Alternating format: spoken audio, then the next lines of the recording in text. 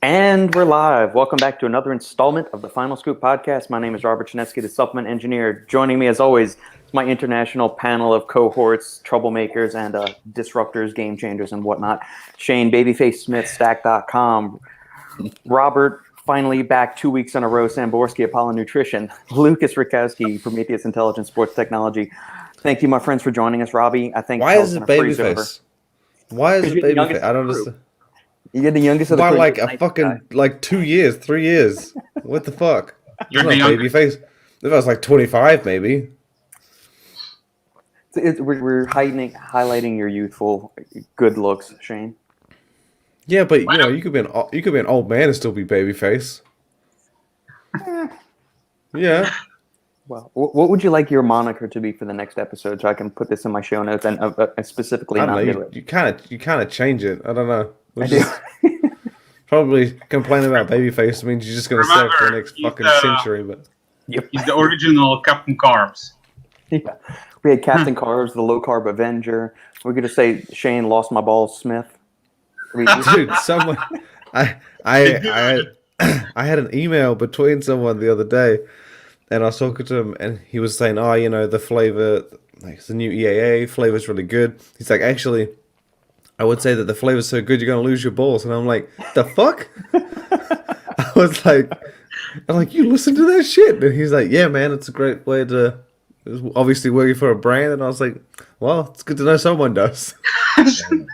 Yeah, man. It's I've gotten several messages and emails about the love for the podcast. And I know Brooke sent me a really good, she's a typical commenter on here, follower of the stream, and she sent me a really good email. I don't know if she wants me to share exactly what she said or not, but just keep fighting the good fight, gentlemen. Basically, is what the sentiment of it was. So, for all the listeners tuning in on the live stream, thank you for joining us as always. If you like what we're doing here, make sure to like, comment, subscribe.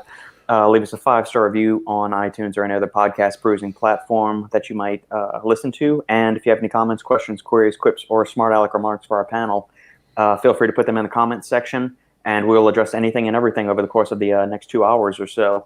I feel really, really honored that Robbie is with us 2 weeks in a row. He didn't have something more important to do and didn't have to ditch us again. Damn. I know. All right, I guess John. There's nothing more important, I guess, this week. He's starting a new strike.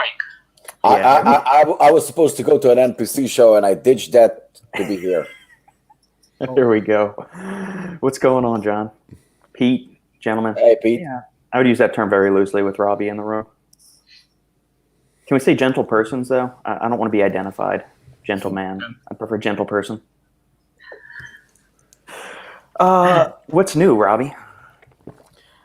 As far as the week and everything. It sucks over here. It's like 45 degrees. It's cold and miserable and rainy. And everybody's pissed as hell because they had plans for the weekend. Yeah, I don't give a shit because I didn't have any plans, so I'm good. But it's really actually fucked up. It's really cold. Are you all supposed to get any snow or anything like that? Or it's not getting low enough? No, just like very, very cold. The rain is extremely cold. And it went, a lot of people are sick because it went literally from like 90 degrees overnight to like 45, 50. And I think it's going to be like this for the next few days. Gotcha. John, slowly catching up on my watching of all the old episodes. Just finished episode 22. You've got a lot of. This is episode 48, so you've got plenty of shenanigans from our crew today. This is just, like binge watching. Yeah. No spoilers, but it doesn't get that much better. But enjoy. It's just getting worse. The average age of the panel members gets lower. It drops down a little bit because we TJ gets caught up with some business stuff probably around episode 30 or 40 or something like that. So Grandpa will be back. He will once he finishes making his millions. He can buy us all retirement houses and fund the podcast equipment setups for everything. Dude, someone needs to pay for all our debts, including my energy, my internet, and my laptop as well. So yeah. There we go. TJ, keep up a good job.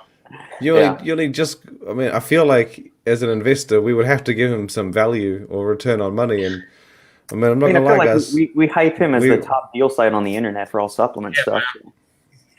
He's getting all the deals. I feel like we're not the greatest at it's fun, but I wouldn't spend my money. Yeah. Brooke, don't forget not just game changers, but industry innovators, disruptors in the supplement space, and thought leaders. You got to remember those other terms too. We are that pretentious on the show. And babyface motherfuckers. Put 3 emojis on the screen, like flames. Paul, I'm not missing the podcast 3 weeks in a row. I'm not pulling a Robbie. Oh, A Robbie. Shots I fired. like that. I like that. Here we go. That's in the running for comment of the day thus far. That one was good. Unfortunately, I can't stick around too long. I'm heading to see Uncle Eddie and wreak havoc at his nutrition zone. Mm. Does Eddie run a supplement store now? Yes. Yeah, he has a store. Yeah. When is that? Is that recent? Yeah, it's about a couple of months ago. I don't know if you heard, it's actually a pretty popular store because they ship all over international, called Rytkowski. So it used to have two partners, and they split up. One of the partners actually partnered up with Eddie, and they bought a store. It used to be called Nutrition Zone, probably still called Nutrition Zone. It was pretty popular. They had like a few stores in New Jersey. And Rico and Eddie bought it, so now they're running that store. It's actually a pretty nice store. I've been there. Very cool. Sweet. Has he transitioned to make that his like primary gig now, or is that's probably getting a little personal. I mean, last time I saw him in Jersey, I know he was doing a couple of different things. Does he transition to do that? They basically, as far as I know, I think they now selling supplements that they sell at the store. So they have a website, and that website, if I'm not mistaken, is actually Muscle Players. I think that's what it's called. Maybe some abbreviation or something, but it's Muscle Players, and I think that through Muscle Players they sell supplements that they carry at the store. And as far as I know, they're pretty successful. I mean, Eddie comes to Apollon to restock on a weekly basis, so I would assume that they're restocking with everything. They're doing pretty well. I was about to ask us. I was going to say, is Apollon in the nutrition zone, and if not, then we're going to have some problems with Uncle Eddie. Yeah, no. They're actually very, very loyal. They've been supporting from day one, and if I'm not mistaken, they were even talking about possibly a second location. Cool. Well, that's good. Business must be good then. Robert, you got a nice retailer to catch up. First one. Robbie, I wonder. Talking about sick and developments, how's the pre-workout coming along? So, Robbie, what I was going to ask about the nutrition zone was, I was going to say, does Eddie have knowing Eddie's stim tolerance and the clientele he kind of services?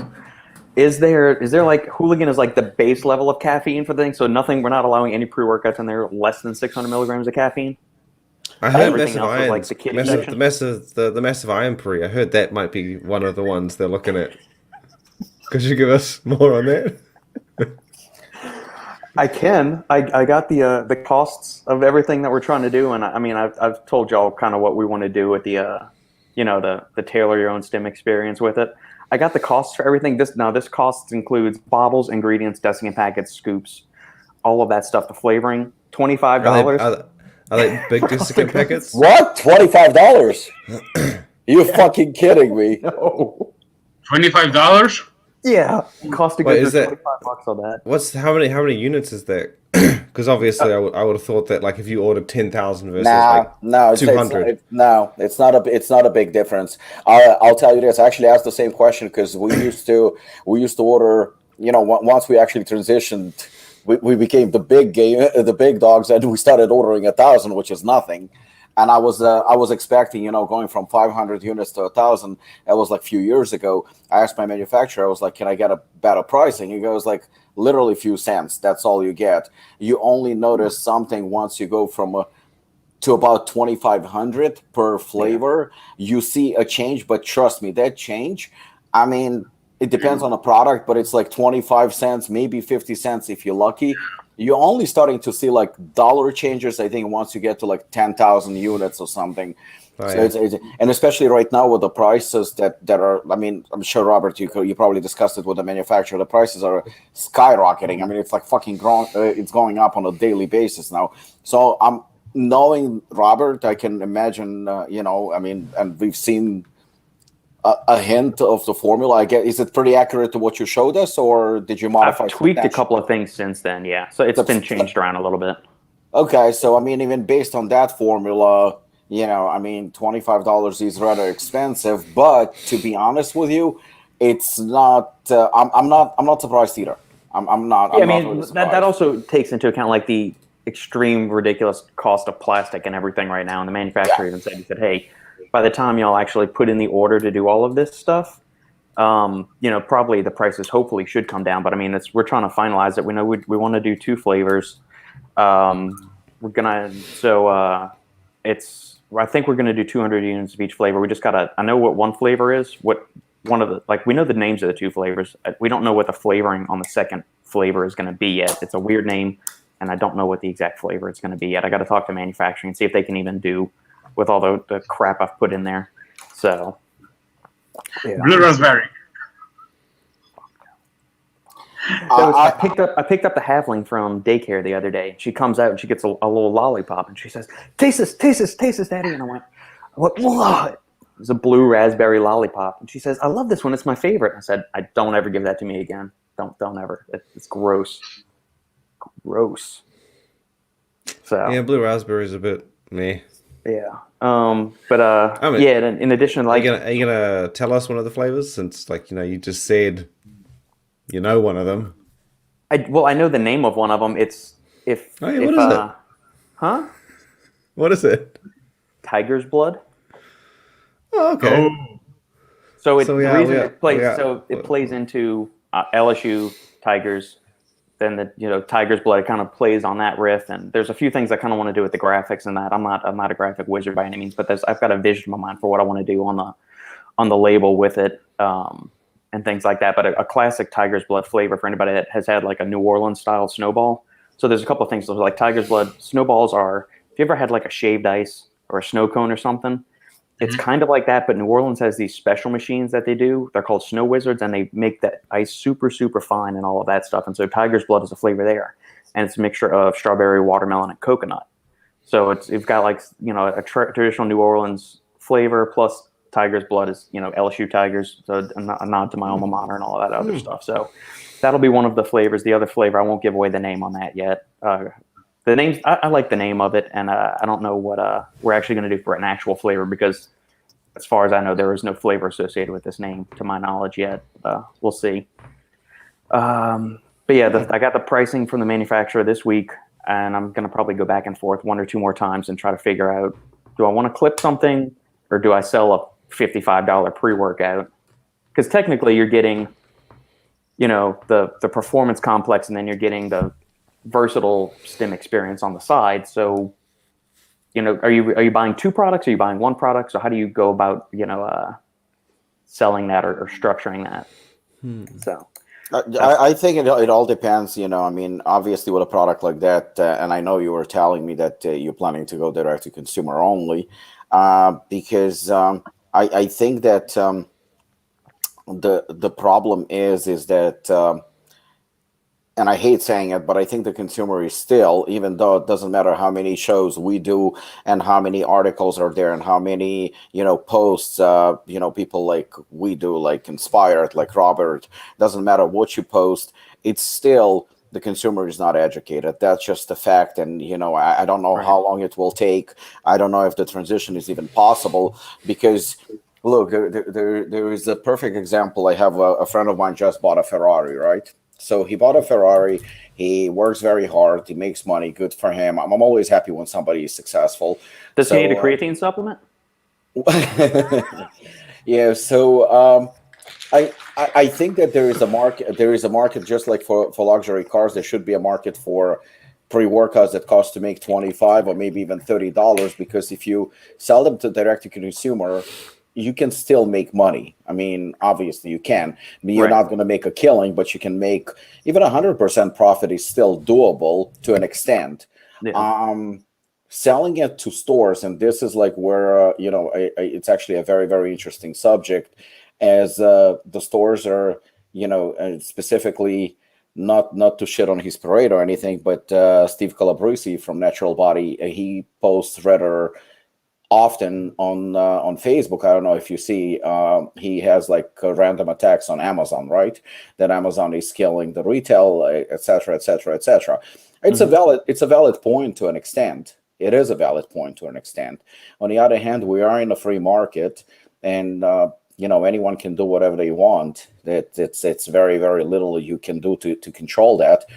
But at the same time, nobody is stopping retailers like Steve or anyone else to carry products like, say, like your $25 pre-workout. Yes, he will probably have to pay for it. And I'm going, on a limb here. In a perfect world, he would be paying for it at least $35-$40, and he would be selling it at $55-$60. I know it's a little bit maybe exaggerated, but I'm going back to Ferrari. This is a fully loaded pre-workout. This is not like, I'm not talking negatively about the brick and mortar stores or anything like that. But if you want to stand out, this is what it takes. It takes for you to invest, just like you making a pre-workout. Nobody fucking put a gun to your head and said, Robert, make a $25 pre-workout. Average pre-workout today costs $5 to $10 to manufacture. That's the average pre-workout. Yeah. Some of them are even cheaper. So the thing is, you could have done that, and I don't think that you should be criticized, because I assure you, if you decided to go to a store and you would say like, well, here's the product that I have, 9 out of 10 stores, I guarantee you, will tell you that your product is not good, but it's too expensive. Yeah. That would be the general, I would say, even criticism of you. So you wouldn't get the props and compliments on a well put together formula, because think about it. Like we talked about certain pre-workouts that, say, for example, don't have pump, or don't have enough energy, or don't have enough focus. What do? We stack. We take 2-3 different products, and by the time we're done, we're spending sometimes over $100 to get the best possible combination, because one product just simply doesn't offer it. So now when you have something that is a fully comprehensive pre-workout that has energy that's going to be sustained, razor sharp focus that's going to keep you focused throughout your workout, and the much desired pump that you want, to put all those 3 together in a proper formula will cost money. There is no way you're going to be able to do a formula like that for less, especially with today's prices. I guarantee there is no way you can do, even on an economical scale, you won't be able to go less than, I would probably go and say $14-$15. That's probably a rough estimate. If you want to go nitrates, and you want to go like vasos and all those like trostogens and, crazy trademarks and stimulants and all that, CDP choline. Remember, Robert, you and I looked at it. CDP choline, $450 a kilo. Fucking generic CDP choline. Oh, no, I was talking Cognizant. Cognizant's like $400-$450 a kilo. Yeah, but generic is not cheap either. Right. Generic is crazy price as well. So you put together a fully comprehensive formula. It's going to cost you, and then you go to a store. I assure you, yes, you will find some stores that will carry it. There are always, some stores, but it's not going to be majority. There's going to be far in between, and they will probably order from you a few units, and then they're not going to be knowledgeable enough to explain to the consumer why your product is so good. So we kind of like, in a situation where I think that going direct to the consumer is the way to go. Because especially for somebody who makes legit good products, I think that's the only way. But $25 for a pre-workout, yes, it's a little extreme, but hard. It's going to come down, I think. I might do some tweaks, just because I think there might be a redundancy or two in there. I don't know. I'm a kid in a candy store, and then at times I want to kind of pull back 1 or 2 things. I don't know. It's the initial run of the product too, and it's kind of like you, Robbie. Like you always kind of want to continue to make it better, but at which point do you start trimming things in the name of cost while still trying to make something that you feel good having your name and brand associated with? Yeah, that's the same thing. I just reordered Hooligan because Hooligan sells, especially now that we have that gap that when we don't have Assassin. So Hooligan is literally flying, and we were reordering at the same formula of Hooligan. If I'm not mistaken, the price is up by about $2. That's a lot. That's a huge jump on the same formula that we just ordered a couple of months ago. Right. And and then I formulated the new one. and the price is just absolutely insane. So now what do? If you trim it, you're not going to be happy with it because it's going to be so close to the one that you already have. And then you ask yourself a question, well, is it worth it to release an upgraded one? And then you talk to your sales team or whatever, and you say like, guys, we're going to have to charge more money for it. Yeah, but the stores, to them, hooligan is hooligan. Well, it's not the same hooligan. It's a different hooligan. It's more expensive hooligan. Yeah. So it's becoming a problem. So yeah, but you're right. If you're planning to upgrade in a little bit, then probably trimming it a little bit makes sense. Yeah, and just speaking for the Apollon stuff, I don't want you to change hooligan. I think that the current version doesn't need to be tweaked. Doesn't need to be tweaked. See, my catch with the premium stuff is I had this discussion with I can't remember who it was, but they were saying like you got to like educate people on why a $60 pre-workout is justified. And I said you got to remember that for someone who doesn't quite understand ingredients, which let's just say is a lot of people, they might turn around and be like, oh, there's these big ingredients, whatever. You have to remember that there's many premium brands out there that are giving you $60 worth of actually $60 worth of shit. There are just as many brands out there selling you the same price for jack shit. Right. But the consumer's not going to know. So you can't say it's got to educate the consumer. If I were them and the risk was 50-50, I sure as shit wouldn't spend $60 on something each month. I would probably try and find someone that I could rely on review-wise and stuff like that. But that would almost, or could potentially, just put me off buying a $60 pre-workout because there's a good chance that you could run into two that you spend $60 on and they suck shit.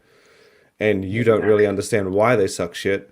You just know that you spend $60 on a pre-workout and it sucks.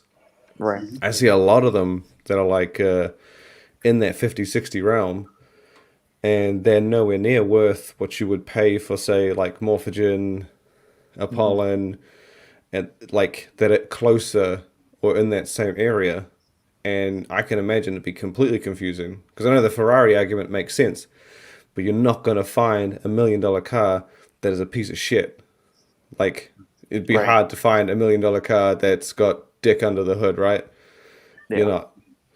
It wouldn't be. I mean, you can, but they wouldn't charge $1 million for it. You wouldn't buy a brand new car at $1 million and be like, "Oh, this is the fucking motor from a Camry or some shit," right? Hey, whoa! Let's not insult Camrys. I drive a Camry. I told you I have the same one.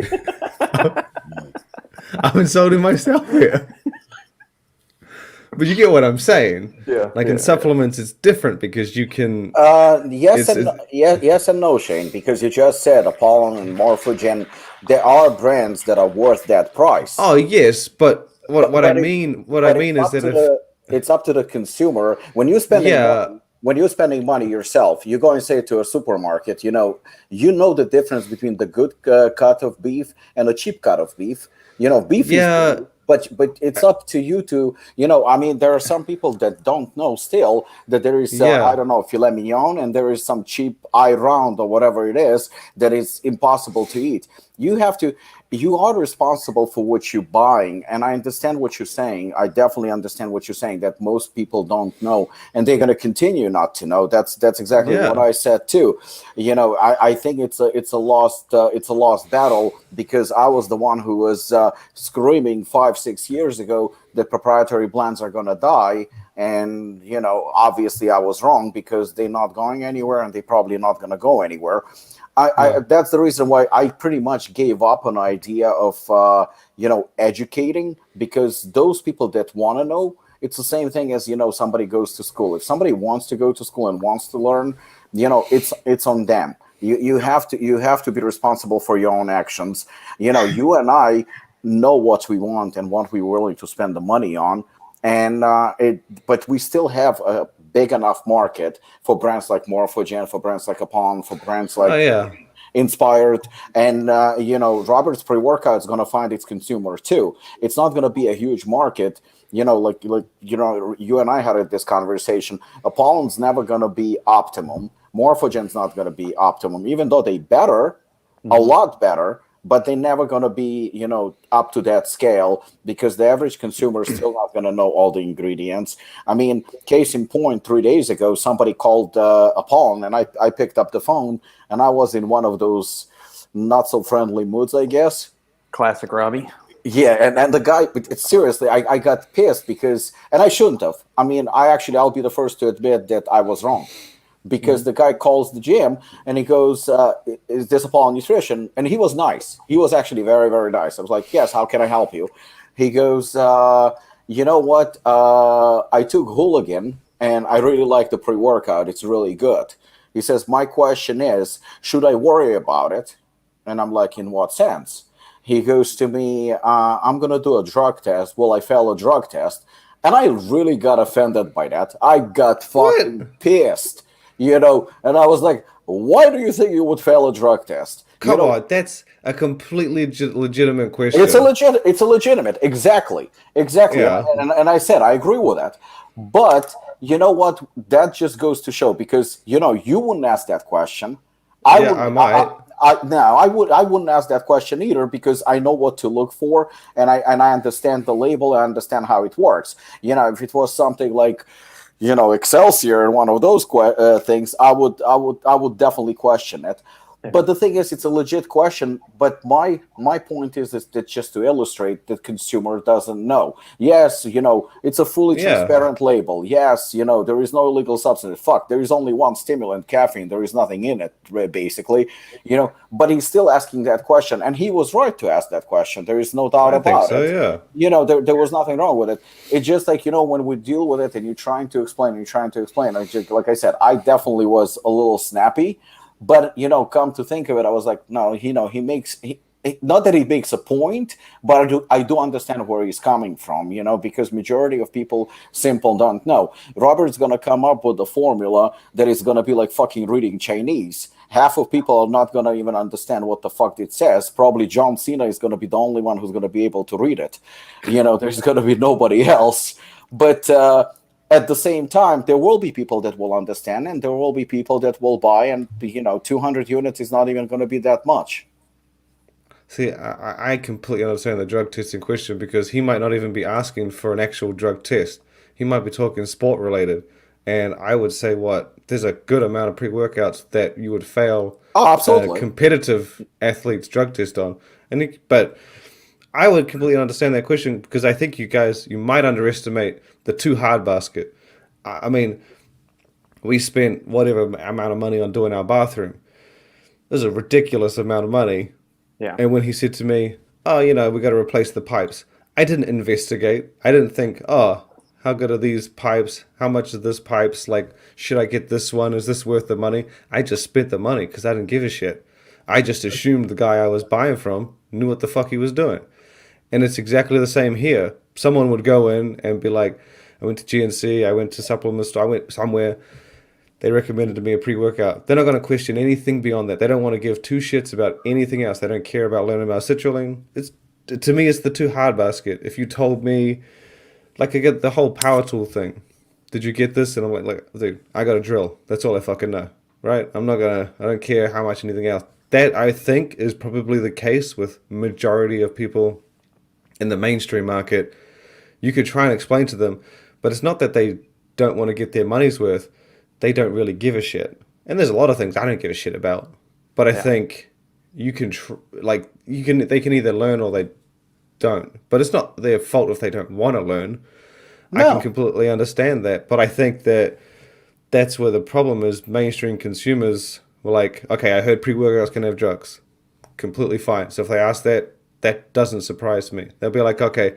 And I also know that if I pay $60, I could get dog piss, but I could also get fucking gold.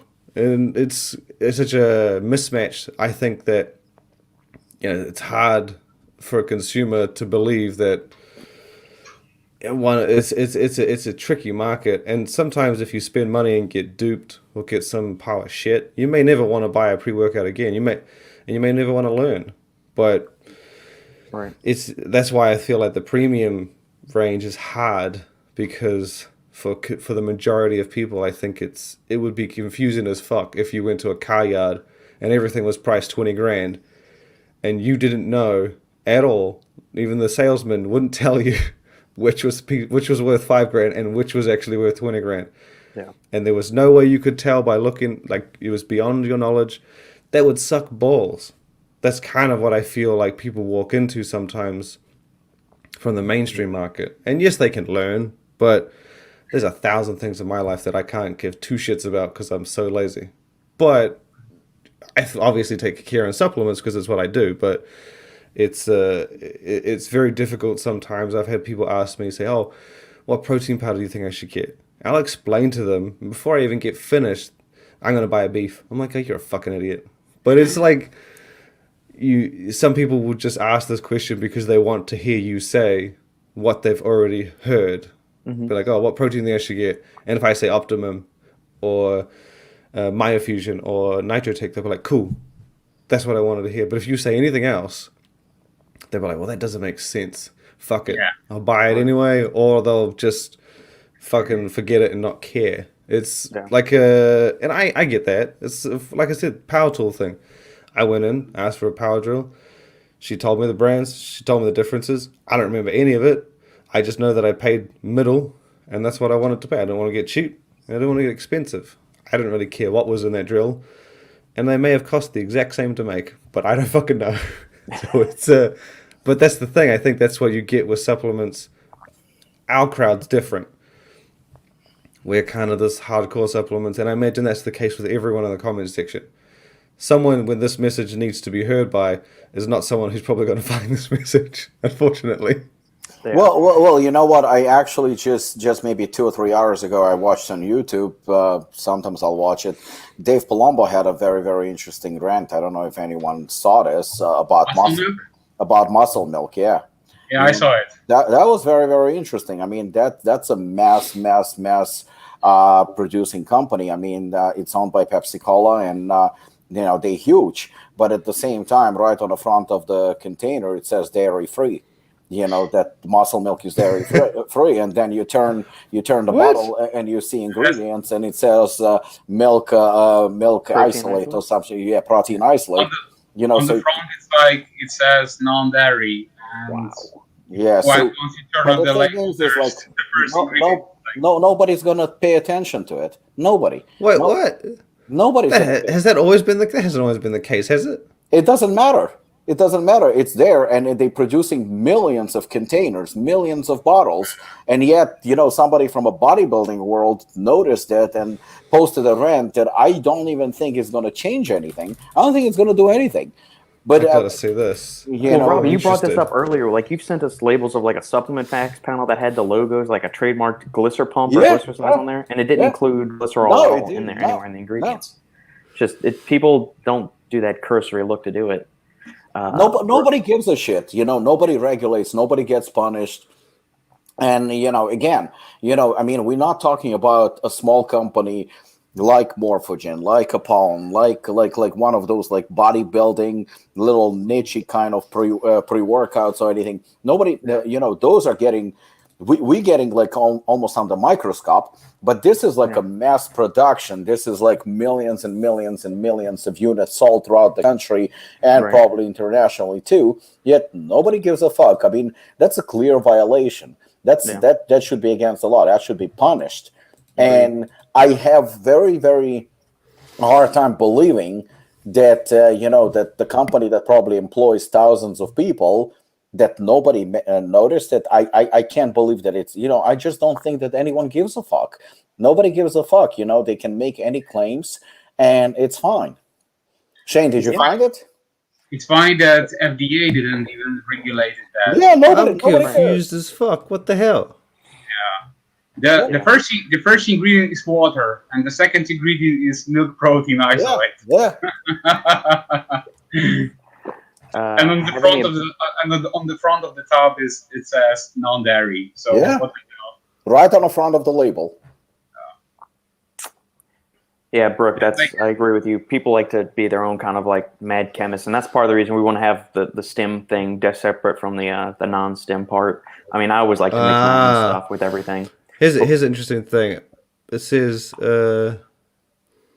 because something is just because something says it's non-dairy doesn't mean it doesn't contain the main proteins found in milk. There's a difference apparently between non-dairy and dairy-free. But that They're makes no sense. Yeah, They're different. They're different Nomenclature. like tolerances apparently. Like you can claim to say dairy-free and non-dairy, and it's a different thing. And I maybe believe, there are like- some rules. I believe Yeah, it's that like you can say reduced fat is a certain percentage of fat, or fat-free and things like that. It's kind of like your carbs can be, or isn't like something can be a certain level of carbs or sugar to the point where you can say it's got no sugar, but it still has like a microscopic amount. But so I'm assuming maybe maybe there is a rule and they've like walked it. That's weird. I would think if I saw non-dairy, I would think. But then if it was, to be honest, if it said non-dairy and I was like a vegetarian or vegan, I might be probably looking for vegetarian or vegan. Yeah, it's squirrely. That's weird, but it sounds like they follow like a rule. So maybe there's something in marketing where, like I said, maybe it's like that low sugar, no sugar thing. Yeah. Oh, here we go. Oh, so Hey, Bogdan. Thank you for this is the tuning guy in who first off. this is the guy who started the whole thing. Yeah, I'm the guy. Well, he's not. Well, yeah, I guess so. Yeah. I don't know how I stumbled across your video with the Lions Man. Well, thank you for tuning in, first of all. Hopefully you like what you see and you stick around. I'm the guy that returned the Kumite to Herbert at Unique Supplements and can't get it up on Lion's Mane. Went through a tub of Hooligan and Bare Knuckle, half scoop of each, and tested Lion's Mane solo, after, and for my N=1 Lion's Mane's libido. I almost wonder, Bogdan, are you placeboing yourself into this? Like you've heard some of these things about Lion's Mane being this libido killer. Now you're thinking to yourself, oh man, I took Lion's Mane. It's probably going to hurt my libido. So are you almost like psyching yourself into that situation now? Because I can't find any, I'm not discounting your experience, but I wonder if I just gave you a run-of-the-mill pre-workout and you had no clue what the ingredients were, and I snuck like a gram or two of Lion's Mane in there, would you even be able to tell? But the fact that you know you're taking Lion's Mane, are you kind of psyching yourself out of it is something that I'm curious, very much curious about. Because people can, I mean, the mind is a pretty powerful entity, and you can placebo or nocebo yourself into anything. I'm confused. It makes it sound like he took it and then tried to get it up. Well, I'm not trying to be funny, but it sounds like he's. I have to agree with Robert. I'm almost 99% certain that Robert is right on this one, because that's exactly what I suspect. But I'll give you an example with finasteride, with Propecia, right? So, Proscar and Propecia, they linked to libido problems, right? Remember, Robert, when we talked about it. So apparently people were suspecting that it kills libido, similar to Lion's Mane, actually a lot worse than Lion's Mane, so to speak. So my friend who's prescribed testosterone, he was taking, he was like freaking about DHT levels. So he was taking Propecia just to make sure that his hair doesn't fall out while he's on testosterone. He was freaky about that. So he was taking that, and he was taking anti-estrogen for obvious reasons while he was on testosterone. This was years ago. So we had a very interesting conversation. So this is actually exactly to what you just implied. So he was taking that. He had zero problems. Everything was fine. I think he was on years on that combination. Testosterone looked great. I mean, I think he was in his early to mid 40s. Everything is great. Sex drive, muscles. He looked healthy. Everything is fine. Now, all of a sudden, we had a conversation, and he goes to me, I have a problem. I was like, what? He says, well, I'm taking Propecia. I said, yeah. I said, you told me that. I said, I know. He goes, yeah, I've been taking it for years now, but apparently it kills libido. I'm like, yeah, but, you've been taking it for so long. Did you have any problems? No, I never had any problems. Sexually, I'm fine. Everything is fine. Everything is great. But this is bad for you. He goes, like, I read that it's like it destroys your sex drive. I'm like, well, if you didn't have any problems, I'm pretty sure you're okay. A week, maybe a week or two later, he calls me up. I can't get it up. This shit is terrible. It killed my sex drive. It killed my libido. I'm like, no, I think you psyched yourself. I said, you read that shit. I said, now you believe it in your mind.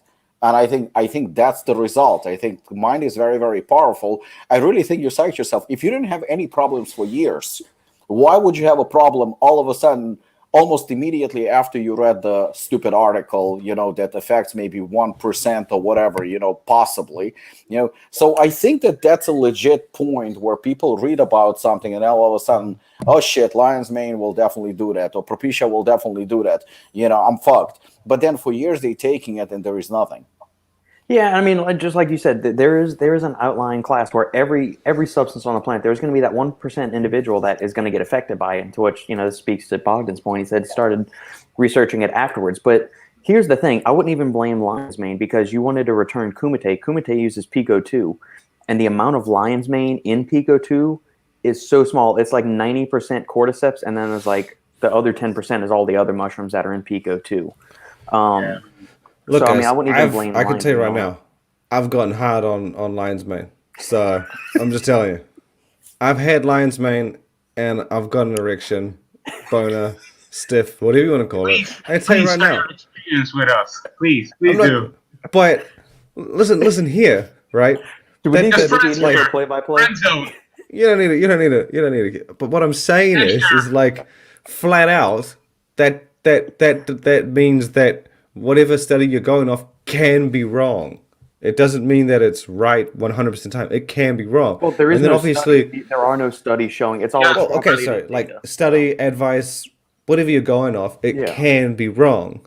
But I think that you need to treat it the other kind of way around, where like maybe majority is you can still get hard, and maybe a little bit like can't get it up. But there are 1,000 things beyond like lion's mane that I would be like, I don't know, let's say it starts raining, that's more likely to cause me to be like, oh shit, and then it go down, rather than lion's mane, oh, can't get it up, right?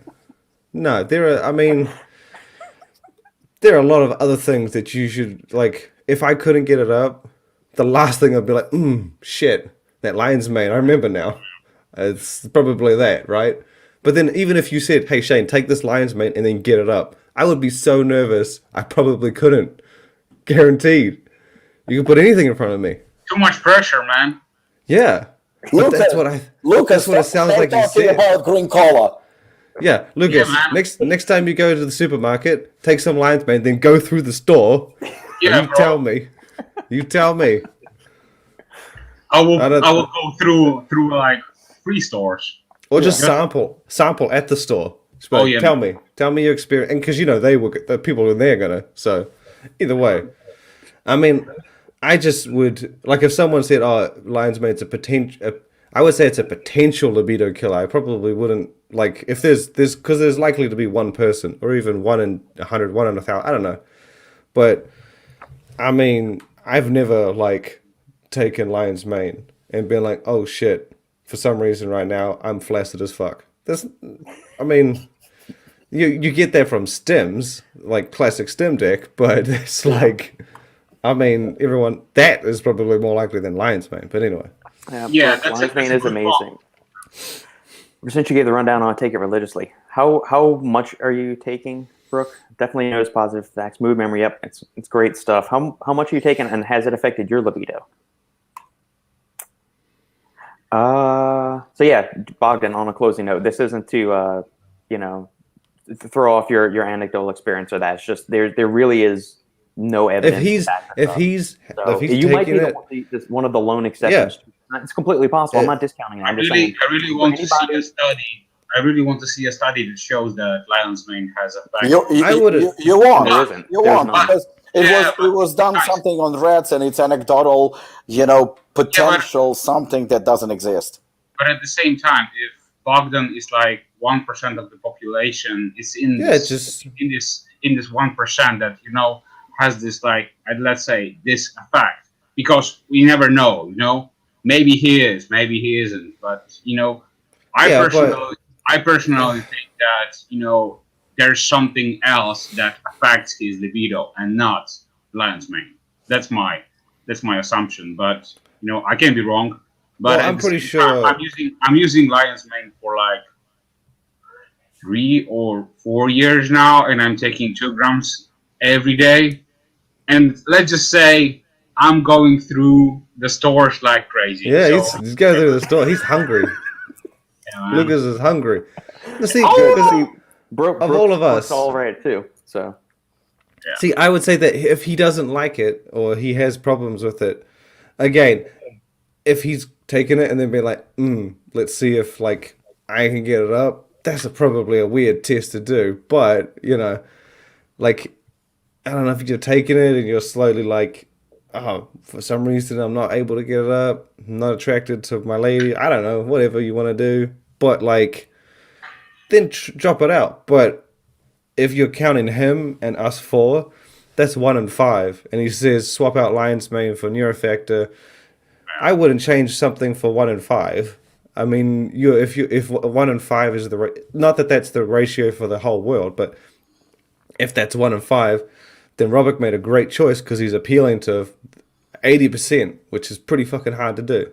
But either way, I imagine that the percentage might be even higher. I've never heard of when I've given someone a pre-workout with lion's mane. Can't get it up, bro. You know what? It's an odd thing. Bogdan, I'm gonna agree with Shane 100% because the thing is that let's just say, for example, that you're right, and maybe lion's mane does affect you. Hypothetically speaking, it's possible. Anything in life is possible, and we can negatively react to anything. I mean, the human body is built that way that we can react to certain things a certain way. So anything is possible. However, what Shane said, I've never, and I mean never, heard anyone having any issues with lion's mane. In fact, ever since Robert introduced me to it, and and Lukasz been so vocal about it. I think I started using lion's mane in products about 2 years ago when you told me about it. Yep. And we've used it. We've used it together actually in overtime. We've used it in Hooligan now. We've used it in Bare Knuckle. We used it in everything. Still waiting on those royalties. By the way, it's fine. And we never had any issues, or nobody ever said anything, right? So yeah. I think that what you bring up Neurofactor. I'm a huge fan of Neurofactor. I love Neurofactor. Would I swap lion's mane for Neurofactor? I wouldn't. If I would use Neurofactor, I guess Shane's gonna fucking click shit on his computer right now. I was about to say the same. Yeah, I would add it to a product, which I intend to do actually.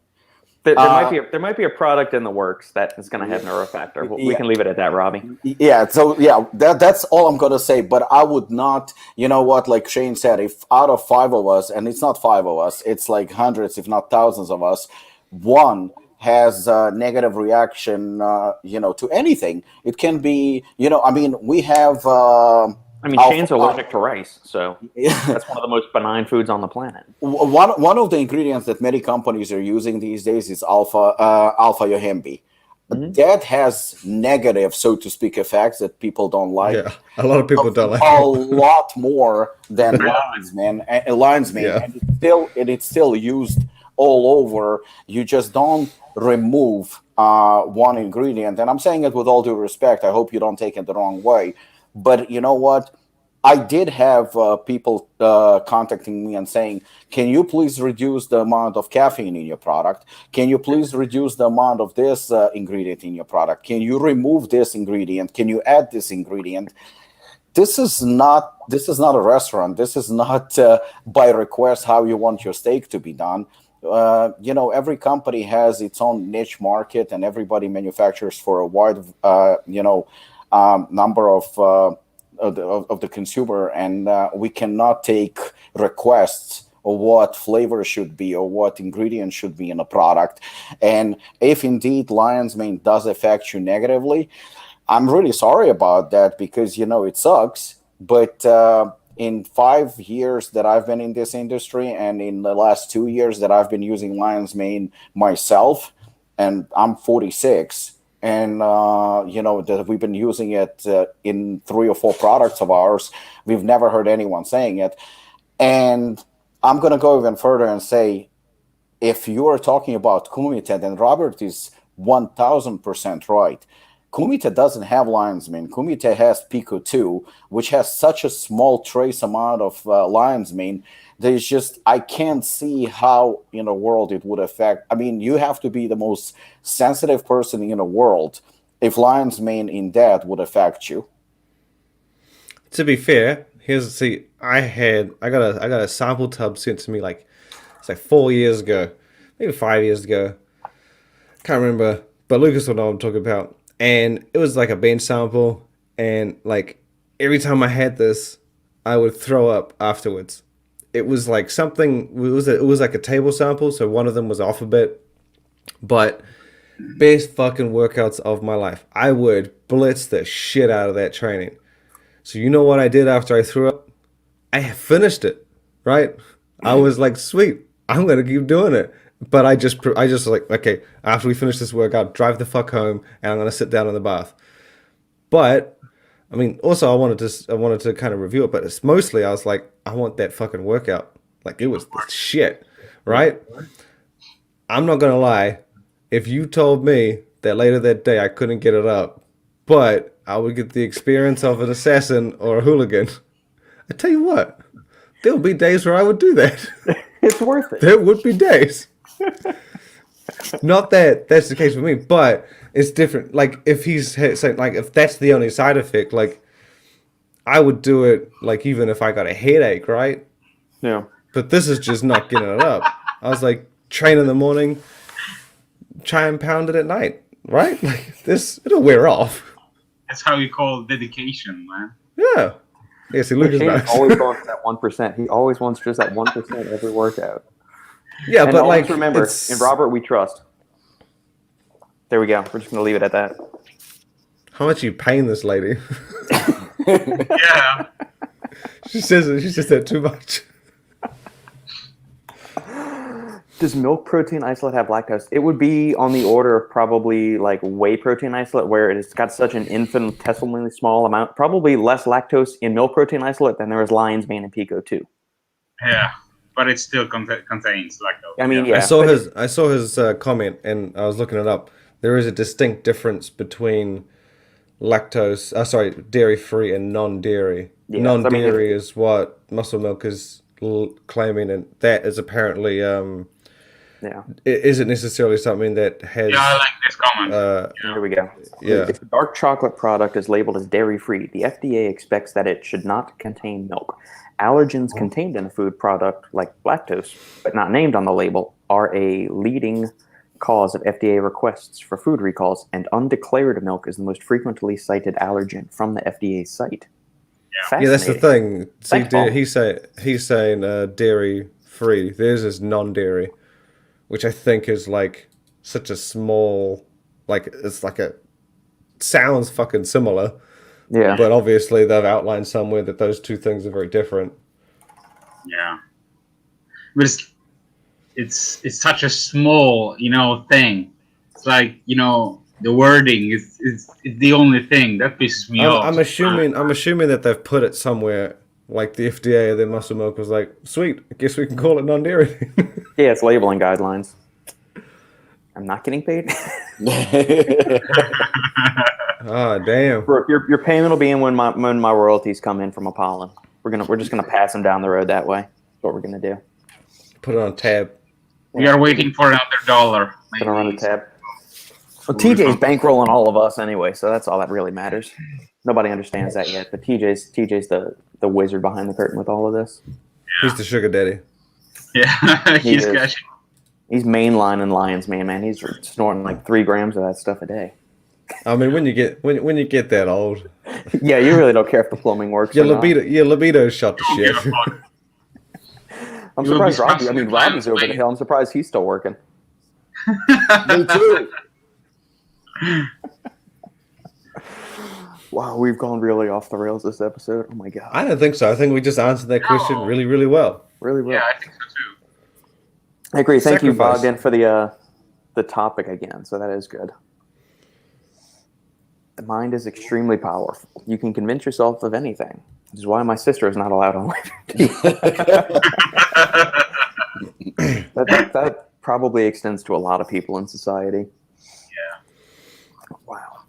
Okay, so I want to go back to a topic. And keep the comments rolling, guys. If you're somebody that's tuning in but have not commented before, please don't be afraid to jump in the pool and get wet. We welcome everybody, except old people like Robbie, who just sporadically show up on the show from time to time.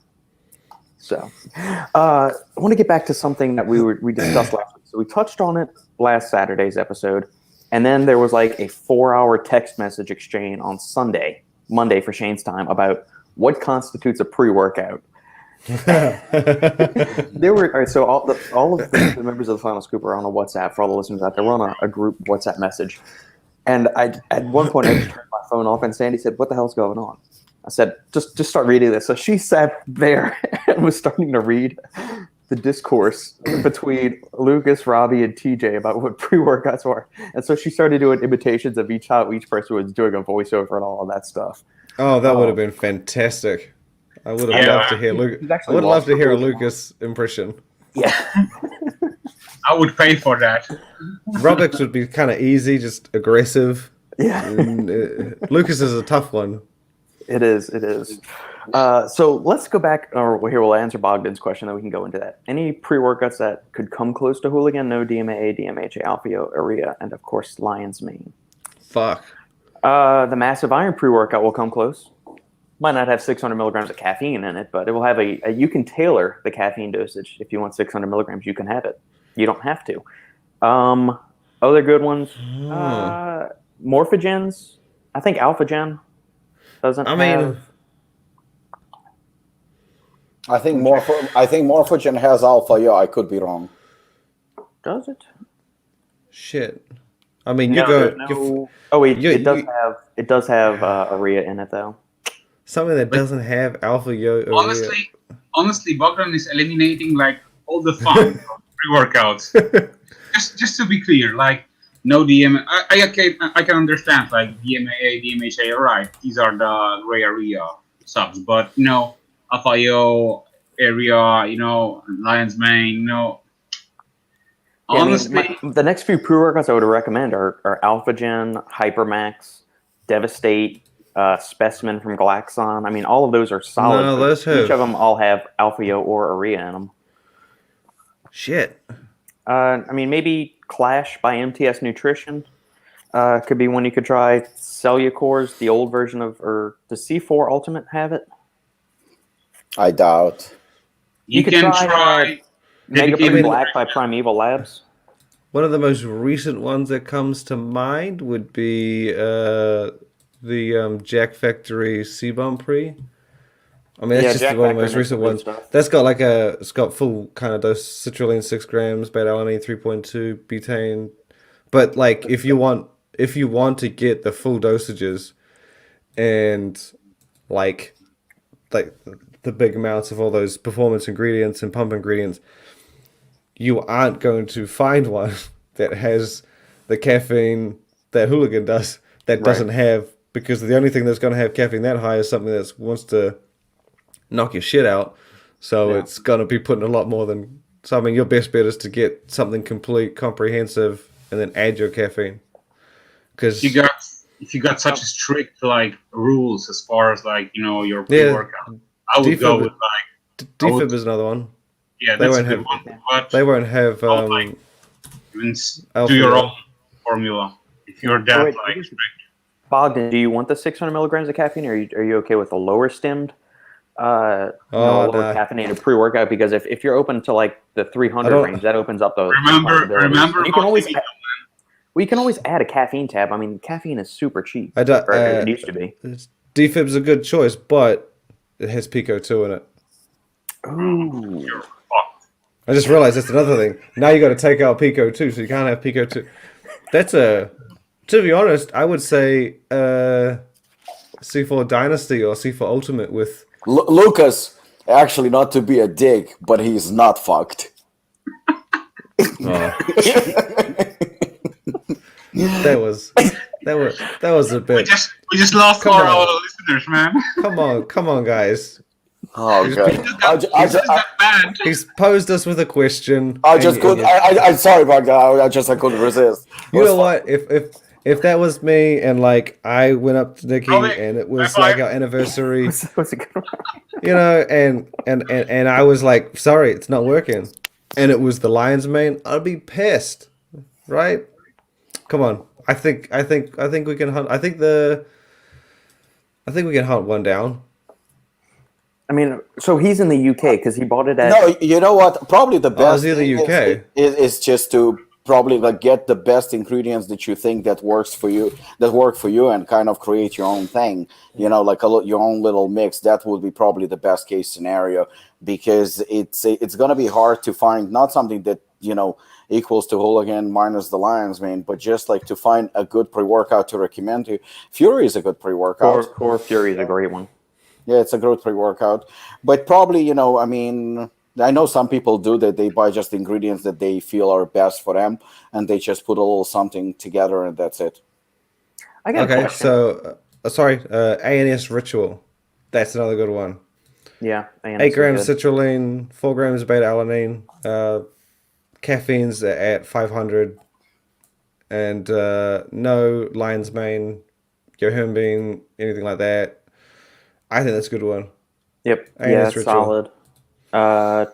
Primeval's Mega Pre Red is fits. 400 caffeine, and none of the other stuff, and their Mega Pre Black is 325. If he wants to get it close to Apollon, though, that's the good thing about Apollon. It offers something you can't really get anywhere else. So, I mean, if you want to get it close, you're going to have to start adding things in, because that high caffeine without the hard stims, that's not easy to find. Yeah. Or you can always just buy a lower caffeine one, just take an extra caffeine tab or something, or a capsule or something, and just break the powder into your pre-workout. John, still not found a pre-workout I like as much as Hooligan. That's what I told Robbie. I said, man, don't screw with this formula. It's perfect right where it is. The flavoring's solid, the formula's great, and all of that. Are you alive, Robbie, or are you frozen? Yeah. Okay. No, he's so still. I wasn't seeing anything, and he was doing the Russian death stare. Actually, I'm having so much fun today. This is incredible. See, you actually have fun when you show up to these things. You actually have fun. You don't have to be scared of joining the show on a regular basis. I think I'm going to do it now on a regular basis. Yeah, that's what I wanted to say. What do you mean, do it now? You already were up until like last 2 weeks. He's making it sound like you weren't fucking here, like for anything. Oh, right. Okay, so let's go back to the conversation. So we got sidetracked for a second. Let's open the can of worms for the contestants and the listeners out there that are. I didn't even fucking read that conversation. Well, it was basically Lukasz praised the pre-workout. I kind of got the idea what it was. Well, Bogdan, you can go and buy a bunch of different bulk supplements by themselves. Like go to use NutriCost or Bulk Supplements or Supplement Needs or any of those kind of places. You can just order a bunch of bulk stuff together. It's not going to taste very good. I think the only thing he's going to miss is the caffeine. Yeah. Because you can get roughly what you get in the Hooligan. Maybe a few things are going to be tough to get those like high dosages, but you could get, even if you got something and a heap scooped it, that might push it into that realm. But that caffeine is going to be the one that's going to be difficult to get that high. Yeah. But I would say just buy a stim-free one and just buy some caffeine tabs with it, man. Just buy Volugen from Morphogen or somewhat like FSU from Inspire. Oh, no, FSU's got lion's mane in it. Ghost Pump, you could do that. Do anything like that, and then just take 3 caffeine capsules, and you're good. You can always do your own stack. That's probably the best advice. I mean, it's going to be very, very hard to find something that I don't care how good a pre-workout is, and I don't care who makes it, but it is always going to be something that we would say, oh, I wish this would be included in this pre-workout, or this would not. So, if somebody is very, very particular, like Bogdan is, I mean, for whatever reason, it's like it doesn't really matter. Then the best way is probably to do, to order from some bulk supplements or something and just put together something, that would suit your needs the best, and that's it. So it's pretty simple. Or there's another way. Start your own line and make your own subs. There you go. That's another way, yeah. All right, let's get the what define a pre-workout? What is a pre-workout? I think the conversation started was TJ released a review about Unbound pre-workout, and it was definitely a negative review. I think that TJ was not aggressive, like sometimes he tends to be a little bit overly aggressive, and pushing the envelope. But I honestly think that while the review was definitely negative, I still think that he wasn't nasty. He wasn't disrespectful. He expressed probably, more than anything, his opinion. So it's not about agreeing or disagreeing, but I think that, Lukasz stated that, it's a pre-workout and it's a good one. Lukasz likes some of the ingredients, some of the trademarks. So I think they basically, I agreed with TJ just because I'm not a fan of trademarks that are not proven. So that's just me. And I agreed with TJ because I used the pre-workout. And I actually agree with Lukasz too. I don't think necessarily that a pre-workout should include all the components like, pump, energy, and focus. I don't think it's necessary because I would be contradicting myself because I call Kumite a pre-workout, but it doesn't have any pump ingredients, so it's a very specific pre-workout.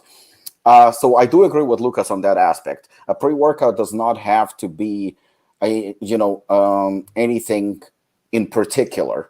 It doesn't have, because like I said, fully comprehensive pre-workout that the general market expects would probably include the citrulline. I mean, it's pretty much all the same formulas. They just slightly modified left or right. But yeah, typically they would be like Hooligan or like Morphogen, where they would have the pump ingredient, the energy ingredient, more or less, some higher, some low. Yeah, they would have everything. Clearly, NutraBio or Unbound, they don't have that. Whether it was done on purpose in order to stack with a pump ingredient, or it was done on purpose because they wanted it that way, or because they missed something, it doesn't really matter. It doesn't really matter. It's not about that at all. We are not, I understand that Ben Kane was involved in the formulation. Robert was involved in formulating the product. And of course, Mark is the owner of the company. So obviously he had the final say. So it doesn't matter. We can't, even if we dislike, or I dislike, or TJ or whoever dislikes the formula, we cannot go and say, Robert, you made a shitty pre-workout, or even Ben. Can't really accuse Ben either, because at the end of the day, it's the owner who makes the final decision. Like, listen, I'm paying you to help me formulate something, but ultimately it's my decision. So I don't think, I can't believe that I'm defending Ben right now, but I am.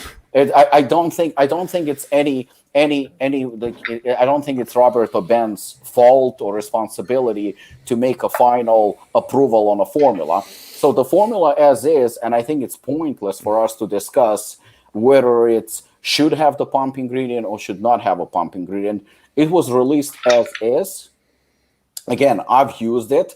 I was not impressed with it personally. I'm talking about not the ingredients, not the formula. I'm just talking about personal experience using it.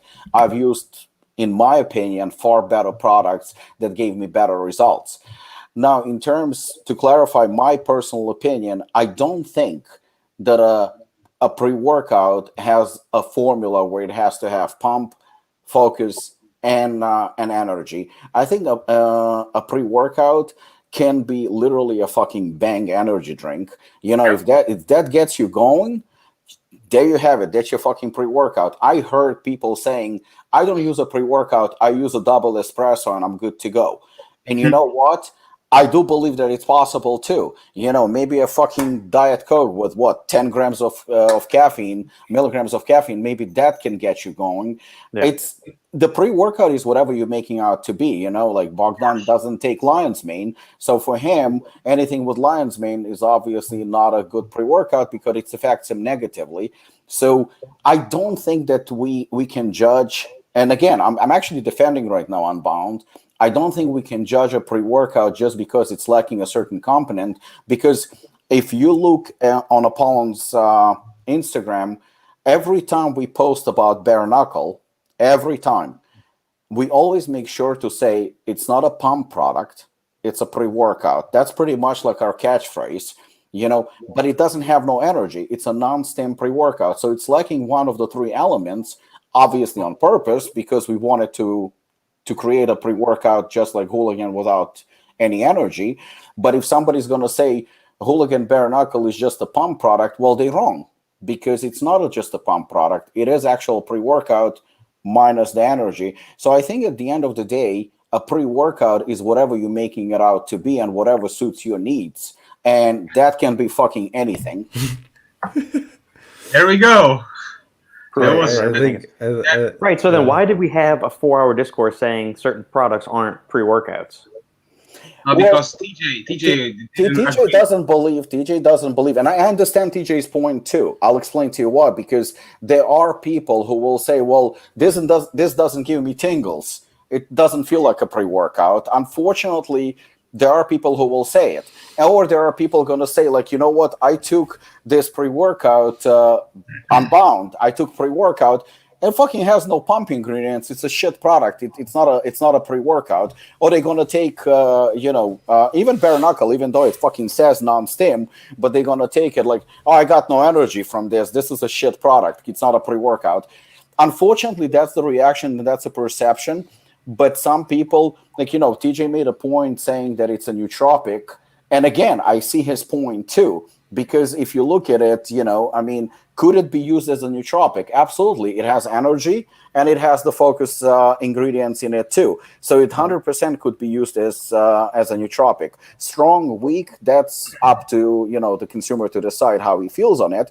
But it could be. But the perception at the end of the day is personal, whether you like it or you don't like it. I'm pretty sure that there are some people who absolutely hate Hooligan, and there are some people who absolutely love it. Same goes for C4, and same goes for Unbound, for NutraBio, etc. That's the only thing. But the perception is, like I said, I see people walking into Apollon to train, and they have a can of fucking Monster or or 3D or whatever, and that's pretty much their pre-workout. Why? Because they're taking it before they work out. So obviously they're relying on it for energy, and that's all they're looking for. Maybe the guy had some carbs and his pump's going to be incredible, and he doesn't really need focus because he's fucking focused. He's focused to work out. And that's the beauty of this industry. We have this amazing category called pre-workouts. So in pre-workouts, we got different different subcategories. You got pre-workouts with like nootropics. We got stim-free pre-workouts. We got all different types. So whatever floats your boat. You don't say, oh, pre-workout is a combination of energy, stimulation, focus, pump, and endurance ingredients. None of that. Pre-workout is a product that will suit you to smash your workout. So if, for example, you're a fan of Lion's Mane and caffeine, boom, and that keeps you going, smash it and go work out. On the other hand, if you're like a stim heavy guy that loves like heavy products such as like Hooligan or Assassin or even like more stuff, I prefer using like even like 10 milligrams of Alpha-IO. Is it necessary? No. But do I like it? I love it. 10 milligrams? Yeah. This week. Seriously? You're not used to him yet? I would be surprised if he said 9. It was damn good. So that's my point, Every person has its own preference. So, and we have this like massive like category. So, let it be and let it move on. And as far as Unbound, they, in my opinion, they released a product, that it's stackable with other stuff, and that is what I like. And as far as what Robic said about, trademark ingredients, I totally agree with him. I just said in my comments that I really liked that they used the trademark ingredients, but do I praise them or do I think that that's necessary? No, I don't think that. But at the same time, it's cool to see that they are using, those types of ingredients, because I know that many people are working really hard to get it out there. Our friend Bruce, who released 3D Pump, he did an amazing job with this patent, and I know how many hours he put on to this stuff, and how much work hours he used, so that's my take. I'm still curious how they were able to get a patent on it, because all three of those ingredients are already commonly used in pre-workouts. Maybe not in that exact combination, but they've been in the dietary supplement space for a good while now. So I'm curious how they were able to patent I think it. I think it was the combination of the ingredients in particular dosages that allowed them to do the patent. Maybe, but if I go and do like 5 grams of citrulline with 2 grams of taurine and a gram of pomegranate extract, can I go and patent that? I think so. That's what I'm wondering. I need to understand how the patent process works a little bit more. I'm not an expert. I'm just like, I need to talk to Bruce or somebody who is an expert in that and understand how they were able to do that. I like that description of a pre-workout. To be honest, I'd say anything that you can take before your workout is a pre-workout. Yeah, correct. I mean, if it's called a pre-workout, then it's a pre-workout. If you don't like it, then it's still a pre-workout. It's just a pre-workout you don't like. It's kind of like artwork. Could be a piece of shit, but I mean, it doesn't mean it's not artwork. It just might not be to you. Right. So I mean, it's. I think maybe TJ's big hang up was that it's not hardcore in his frame of reference, but that brings us back to the question: what's considered hardcore? Are you judging hardcore based on the history of the brand and what they typically release, or are you judging it against every hardcore pre-workout that's ever been released? You know what? TJ and I had a conversation about this, and this is the reason why I said I agree with him, and I still do. I think that and I talked to a few people that are associated with NutraBio. The whole point was that this is going to be a brick and mortar line, and it was definitely supposed to be a hardcore line. Now, again, we could go and discuss that hardcore can be anything. Hardcore is how you perceive things, and what are you comparing it to? So that's also very, very opinion-based. The thing is that I know Mark personally. I have talked to him numerous times. So to me, I'm very, very careful when I make certain claims. I'm extremely careful because the thing is that not I'm afraid that there are going to be consequences or not. No, I know that I want to be held accountable to what I'm saying. And the thing is like when you're saying a hardcore pre-workout, I mean, we still can go by the average. There is an average today. Today, even if we're talking about caffeine, the average hardcore, so to speak, 450 milligram of caffeine is really not that uncommon. Today, it's pretty much a standard, a combination with Alpha-Yo or Area-Durensis or whatever. So hardcore, you have quite a few brands. Now, did Mark present it as a very hardcore pre-workout? Yes, he did, as a hardcore line. I mean, hence the names Slen and Sauce. I mean, those are obviously a hardcore, slang type of names that are associated with performance enhancers. Slen is associated with insulin that our athletes are taking for obviously performance enhancing. That's just the honest truth. And Sauce is considered, it's a slang language for steroids. So Mark was definitely going for that hardcore market. Now, I think, again, my personal opinion, and I know it's TJ's opinion too, and this is where I'm definitely 100% with him on this one. This is not a hardcore line by that specific measurement. You want hardcore, Inspired is hardcore. You want hardcore, you could, ASC. I wouldn't say Inspired's hardcore. I would call it. They're making the move to be compliant now, and so everything's no. NutraBio is being compliant. So listen, it's not about being compliant. At the end of the day, it's about the fact that the end consumer who is buying a product, I know because, like I said, I go to the stores quite often, and I hear when people are walking in, and specifically when they're buying a pre-workout, they usually say, "I want something that's going to hit me hard. I want something hardcore." If that's just the way it goes. Yeah. If the owner, and I talked to the owner of the store, if he's going to recommend Unbound pre-workout, I guarantee you that consumer is going to come back and he will have a problem with it. It's not a hardcore. I took that pre-workout. I can tell you right now, I would have no problem going to bed an hour later. Absolutely no problem. It's not hardcore by those standards. Is it bad? I don't think TJ gave it a bad review either. I think that in terms of saying, it does have good ingredients. It's well put together. I personally love the look. I still think it gets lost because it's a very small container and I saw it on the shelf, and it's a little dark. But it's definitely, the graphics are good. I think that the label is very expensive. The lid is beautiful. I absolutely loved it. I thought it's amazing. I think it's well put together, but is it a hardcore? It's definitely. I don't think it's a hardcore, and I think this is the main reason where. And don't forget that TJ is the king of hardcore. I mean, that's what he reviews. He reviews a lot of hardcore products, and people are buying often based on his recommendation. So the average when it comes to hardcore, if he was to recommend this product to his followers, I really think it would backfire. I think he would actually have, he would have a backlash because this is not a hardcore product by those measurements.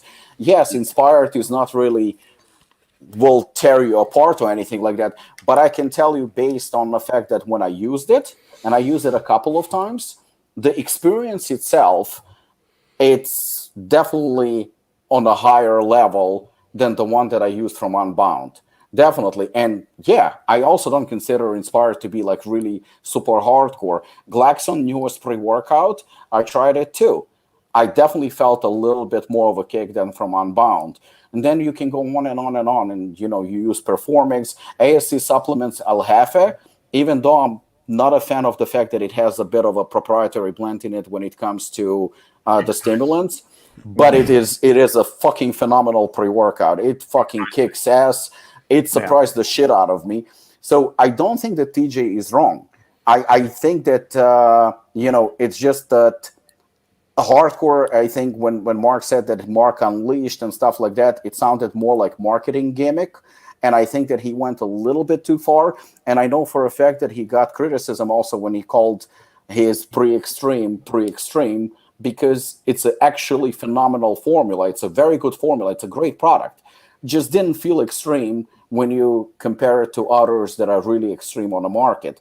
And I think that Mark is very enthusiastic. He's very competitive. He's very egoistic, so to speak. So he wants to be the best, and there is nothing wrong with it because I want to be the best. The only difference between me and him is I want to be the best in a certain category that I do.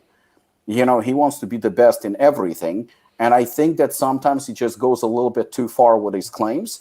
And I think TJ called him on those claims because it doesn't feel hardcore. In fact, TJ told me a few times, this does not feel hardcore. And I think that's the only thing. In terms of what constitutes as a pre-workout, anything, absolutely anything can be a pre-workout. A caffeine pill can be a pre-workout. Take 200 milligram of caffeine pill, and if that gets you going, you're good. Do you think maybe there might be a little element of a bias that's saying, hey, I know this is NutriBio, the past stuff I've used for them hasn't been super hardcore. Do you think maybe that's factoring into the experiences y'all have had on it maybe?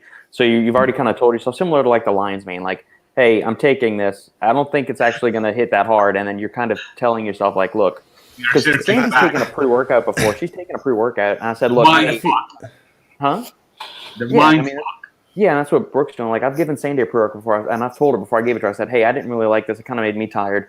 She downed the whole thing and went to bed 30 minutes later. So that's why I'm wondering. I feel like the only issue here is like the term hardcore and extreme. Like, if you said advanced, which is arguably the same thing. If you said radical, which is arguably the same thing. If you said relentless, kind of can mean the same thing. But the term hardcore is obviously tied to Robic and more advanced brands these days. But even to that standard, someone who sells pro-hormones and spikes their supplements drug might call Robic's line of pussy. They might be like, dude, that's not hardcore. I'd like to be in the room when they called Robbie that to his face. Yeah, I know, but you see what I mean. Like, everybody is subjective. Because to Robic's standard, yes, he's got a more advanced lineup. But you're basically, by saying that, MuscleTech had a whole line called Hardcore in 2008. That was long before Apollon came along. Right. That was like, and that you can't say that they weren't hardcore. They used the word hardcore. Probably someone used it before them. They were the first. I think you missed the point that I just said. No. But what I'm saying, I said hardcore. No. No, hardcore can be anything, and you're right. Muscle tech. Yeah. It's been, what I'm saying but is, there it's is like a perception. There is a perception, and yes, knowing Mark, and that's a fact. Knowing Mark was not going for the muscle tech effect of hardcore. But that's the truth. And once you have your product, I feel like you're getting hung up because he's used the word hardcore purely because of not at all. No, hold on a second. I've seen people using the word hardcore in the industry quite a bit, just like you said. Yeah, but Supplement Needs, they did a pre-workout with, like, you're specifically picking the pre-workout. No one's complained about the rest of the line. You're specifically picking the pre, saying that it has to be high stem or comprehensive in it or something. Yeah, to be a. But like, you haven't said anything about the test booster, the muscle builder. They have a whole line, and just like Apollon, you guys are hardcore line through. But it feels like you're just sticking to the fact that the pre-workout isn't comprehensive or high stem, so the entirety of the brand is not hardcore. I'm not saying muscle tech or anything like that, but like, let's just say they called it radical. Let's just say they called it advanced. It would still kind of have the same meaning to the general public.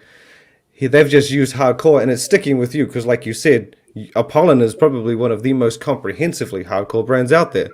And so they've seeped into it a bit by saying they're like hardcore, but the only real kind of issue has been the fact that the pre is not high stem. And you're right. I mean, Apollon is going to be more hardcore, but I would say majority of the brands, maybe 90% of the brands that use the term hardcore are probably just like Unbound.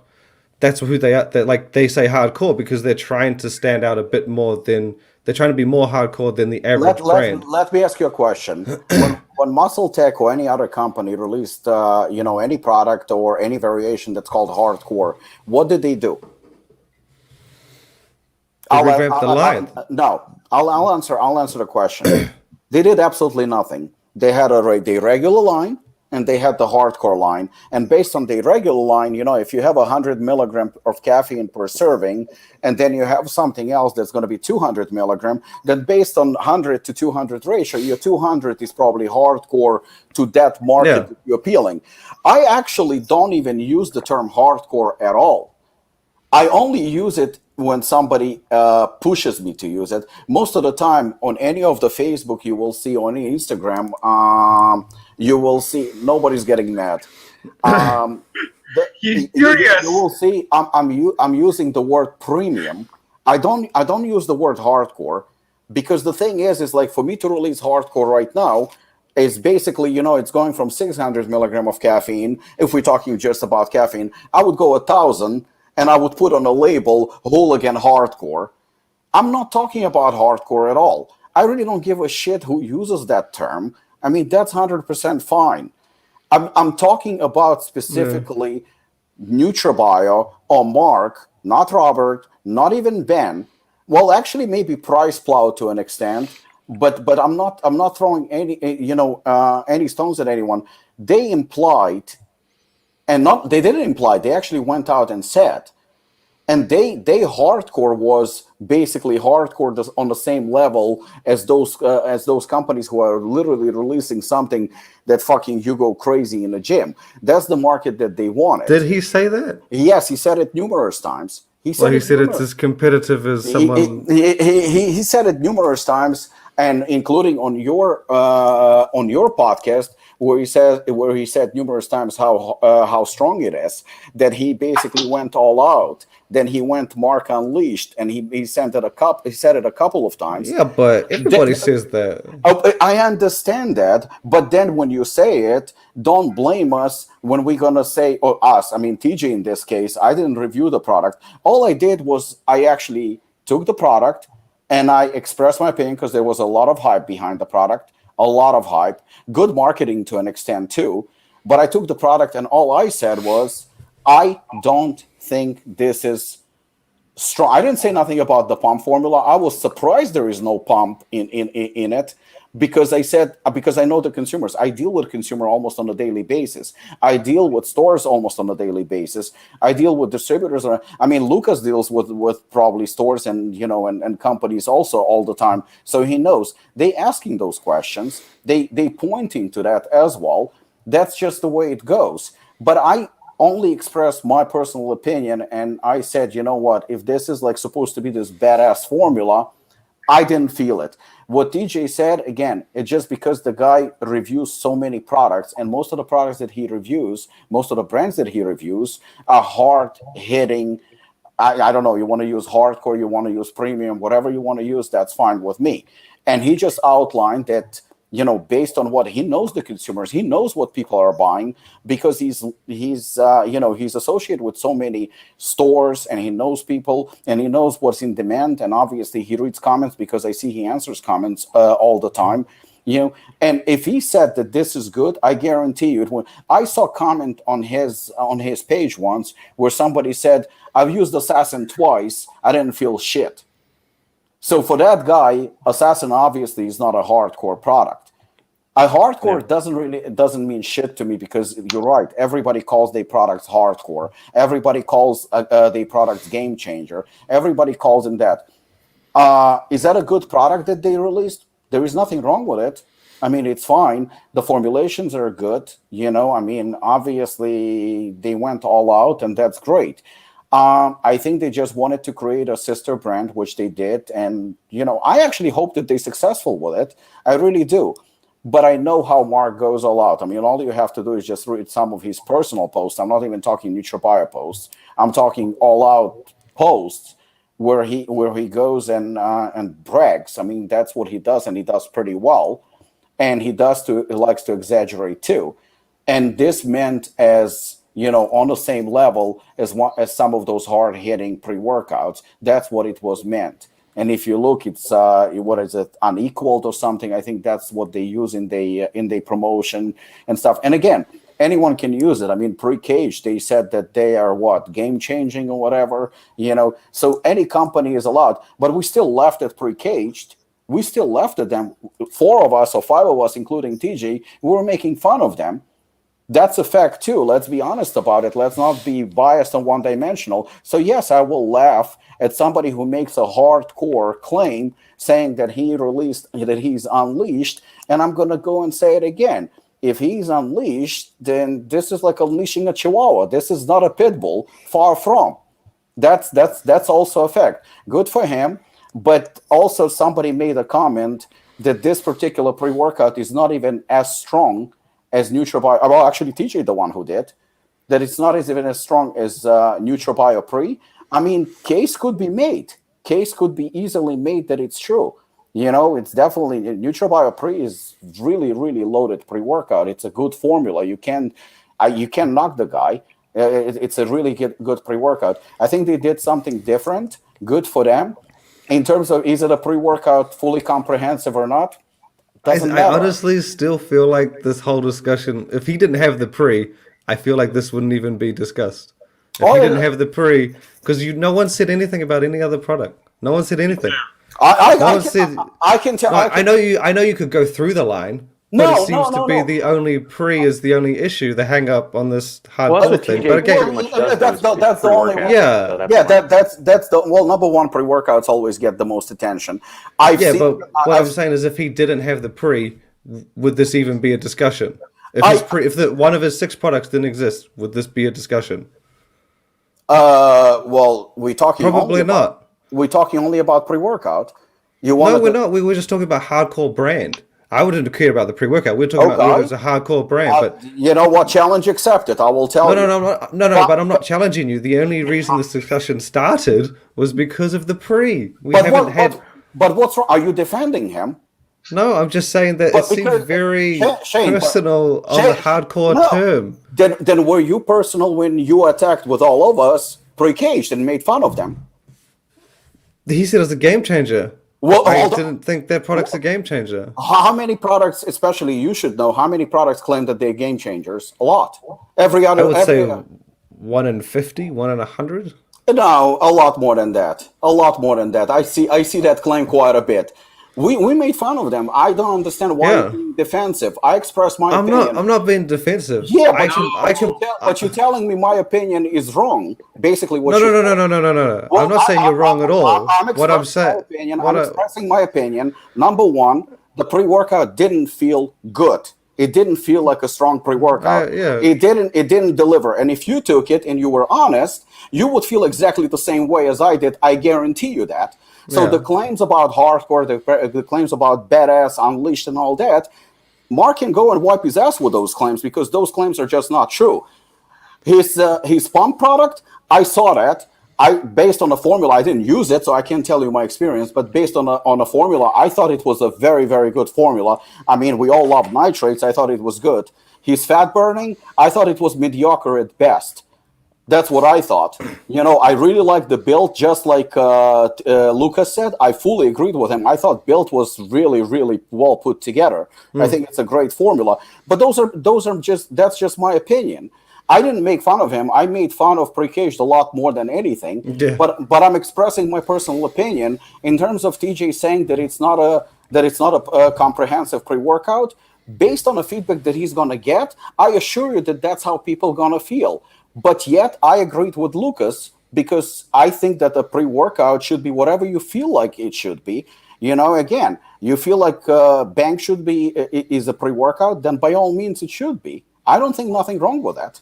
Yeah, I think I agree with this, what she said.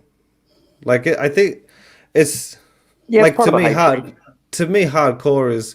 I feel like Inspired can fall into hardcore, but a lot of its stuff is more mainstream now with EAAs and right. But it started as a hardcore brand, but I'm like, and their pre-workouts have a really strong pop to it. But that was back when they only had really pre-workouts. Hardcore, like you would associate like Skullcross. I feel like I just feel Unbound has walked the hardcore line as much as anyone else, but no one's cared. That's just me. But then Apollon's obviously raised the bar for hardcore. But then at what point do you arguably because you said yourself? Oh no, not arguably. You have raised the bar. Like any brand that pushes the boundary has to raise that. Like a mainstream. Let's just say you got 10 brands. Let's say you have a score of 1 to 10. 10 being hardcore, 5 being average. If that hardcore brand pushes that 10 up higher, that's going to drag up what a 6 needs to be and a 5 needs to be. And Apollon's done that, but it's just tricky, I guess, because we're at that point now where the hardcore brands are really, really pushing the boundary. And then you have companies that might have been hardcore in 2010 or 2015 don't necessarily fall into that anymore. So you get stuck with kind of like what she's saying there in the comment. She's like, well, some people will be like, hardcore, cool. They'll be like, that just means like it's more than whatever the other one was. Absolutely. But now you have hardcore brands like Apollon that are like, dude, that ain't hardcore. But I guess it's difficult to convey. It's hard to say what Unbound, I guess, we're trying to communicate. For me, I feel like they were saying more hardcore than NutriBio, not necessarily a hard hitting like let's pro look hormone up the brand. While we're doing this, let's look up the definition of hardcore. No, because I don't think that matters. I don't think the definition of hardcore matters. I agree with Shane. It doesn't matter because again, I don't think it matters. I think it's because it's. Are you guys scared? Are you guys scared? No, like because you could look up an alternative meaning, an alternative word to describe hardcore, absolutely, and it's not going to have the same relevance because you would say, like I said, radical. That might be another word for hardcore, but that doesn't mean shit. If you said I'm a radical brand, that doesn't mean anything. But hardcore has a specific, I guess nowadays it has a specific class of like, you need to have an intense pre, you need to have a fucking loaded intra or a packed out fat burner. Like that's what hardcore is, not necessarily like appearing hardcore, which I guess was more what hardcore brands did in the early 2000s. Yeah, if you appeared hardcore, you were hardcore. Yeah. Now you have these brands that I guess are separating themselves. And that's what I was trying to get at. I feel like Unbound is one of those brands that's marketed, like that comment said, marketed well as a hardcore brand, but isn't necessarily skating the gray lines in the high stim pre-workout areas right. of the hardcore brands, I guess, like Apollon. So So I feel like it's just like a tricky game to play. No, I get what Robert's saying, and he's correct. Because if you're someone who's trying to market yourselves as hardcore, whereas you are someone who is hardcore, there's going to be a problem. But that's the thing. I agree with what you said, and that's the reason why I said so many times. What you said is 100% true. Hardcore, I think. Well, number one, I think it's a stupid word. That's the reason why you were right. There is no need to look up the meaning of the word because it's meaningless. Really, hardcore can be C4 can be hardcore without a doubt in comparison to the regular pre-workout, and they have their own market. Of people that they market to, the C4 followers, that market. So when you give them, I don't know what's 200 milligrams of caffeine? You got C4 Ultimate, then you got C4 Dynasty, which is arguably C4 Hardcore. And it is hardcore. It is hardcore. Yes, I mean, it could easily classify as hardcore, and I couldn't agree more. I don't want to use the word hardcore when it comes to Apollon because I just feel it's overused. And number two, I think that it can mean so many things. I mean, who are we competing? Are we as hardcore as C4? Are we as hardcore? I mean, I don't want to compete with anyone. We do what we do. And I think, if we're going to put hardcore on our label, we'd really have to go to, double the stems or something like that. It's unnecessary. No, see, I don't think you need to go. You are hardcore. You are because when you start pushing things further, there's a fine line, right? Like, you can use a DMHA up until the point where you can use it enough and you can get sued and lose a lot of money, right? You're at that point where you kind of flirt in the line of being hardcore, but true to hardcore and still be popular. You don't want to push anymore. You want to set the standard for hardcore. You don't want to encourage people to be to be hardcore, you need to do a gram, because then fucking someone else is going to be like, nah, I'm way more hardcore. Here's 2 grams caffeine. Eat shit. Yeah. And it's ridiculous, but when you're the popular one in the hardcore area, because even if you don't do a pro hormone or even if you don't do fucking other shit, you're kind of setting the standard of kind of, I guess, in that, it's kind of like Ghost in the mainstream market or even Cellucor in the mainstream market. What they've kind of put in is what you're going to then think is going to compete with mainstream markets. Same with, I guess, low stims or even setting a price point on a 5-pound protein powder. Those sorts of things that you do and the leaders that do them, that's what people are then going to follow. So if they want to be hardcore, they'll go Apollon style and do similar to what you do. I think you are hardcore as it needs to be. But again, I think that the trick is being marketed as hardcore and being formulation hardcore are 2 very different things that get mixed up a bit, because I think we discussed Black Skull in Brazil is known as a hardcore brand, but it has a very hardcore look too. I love their look. But that's the thing, it's hardcore looking, hardcore marketed. It's not necessarily different market, but that's what I feel like it's a different market, it's a different consumer, different that's why they advertise it as a hardcore. Because they're marketed. We are now fucking scaling and rating what is hardcore from 1 to 10. What is your brand from 1 to 10? How fucking hardcore you are? That doesn't make any sense, man. Because Black Skull is marketed hardcore, but it's not formulation wise, and that's where I feel we're getting this shift. Yeah, but for that person, for that consumer that's located in Brazil, when he gets it up, then he sees it and he says, "Oh fuck, this is fucking hard. This is gonna blow my fucking head off." Absolutely, and I'll give you a perfect example. So in Russia, the average salary I believe is maybe $1,000, maybe, and that's we're talking about like Moscow or something like that. Like the smaller towns, it's even a lot less. But if you go to Moscow or you go to St. Petersburg or you go anywhere in Russia, I assure you, you will see people with fucking iPhone 12s. You will see them wearing the most expensive clothes, and their style and everything. They really spend a lot of money on their presentation. Does not mean necessarily that they have money. It's just like I said, an average guy over there will look better on average than a millionaire in the United States who's going to be a little bit more loose and a little bit less as provocative and attention grabbing. Russians, If he has the iPhone 12, Russians are going to have fucking iPhone 13 before any one of us will have. That's just the way it is. That's just, I guess it's cultural, the most expensive clothes, and we're talking about like serious, they're spending money on how they look. It's very important to them. I don't necessarily agree with that, but that's just the way it is. This is how I feel about Unbound. When you look at the label, it's super fucking impressive. It looks absolutely, amazing. All trademarked, all beautiful, all cool.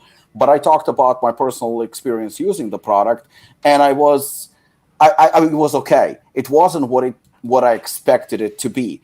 And the same thing goes. Remember, Shane, when you said that you tried Inspired and you gave it the best pre-workout of the year from you, when Devastate, yeah, that pre-workout, when you look at the formula is nice. I mean, it's a nice formula, but it doesn't scream at you that it's going to give you such a great experience. Nevertheless, when you talked about it, I was like, you know what? Let me try it myself.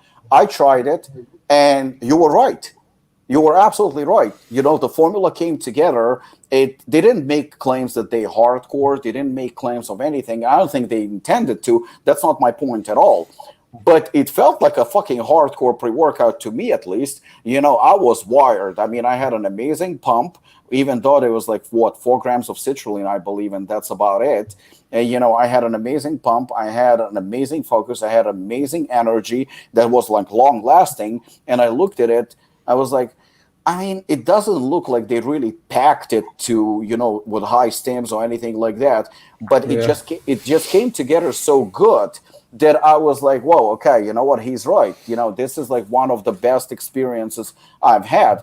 The same goes for Performix. When you look at the label, I mean, let's be honest. There is nothing special about the label. There is hardly any trademarks on it or anything like that. In terms of caffeine, I think it has 400 milligram of caffeine, and it has 200, I believe, of area durances. So also nothing outrageous, but it did feel phenomenal. It felt like a hardcore pre-workout. Again, I keep saying to me, because to me it just felt like, wow, you know what? I could go on for hours and hours. I think that sometimes just presentation is one thing, and the experience is completely different. Yeah. That's what I think I'm trying to communicate.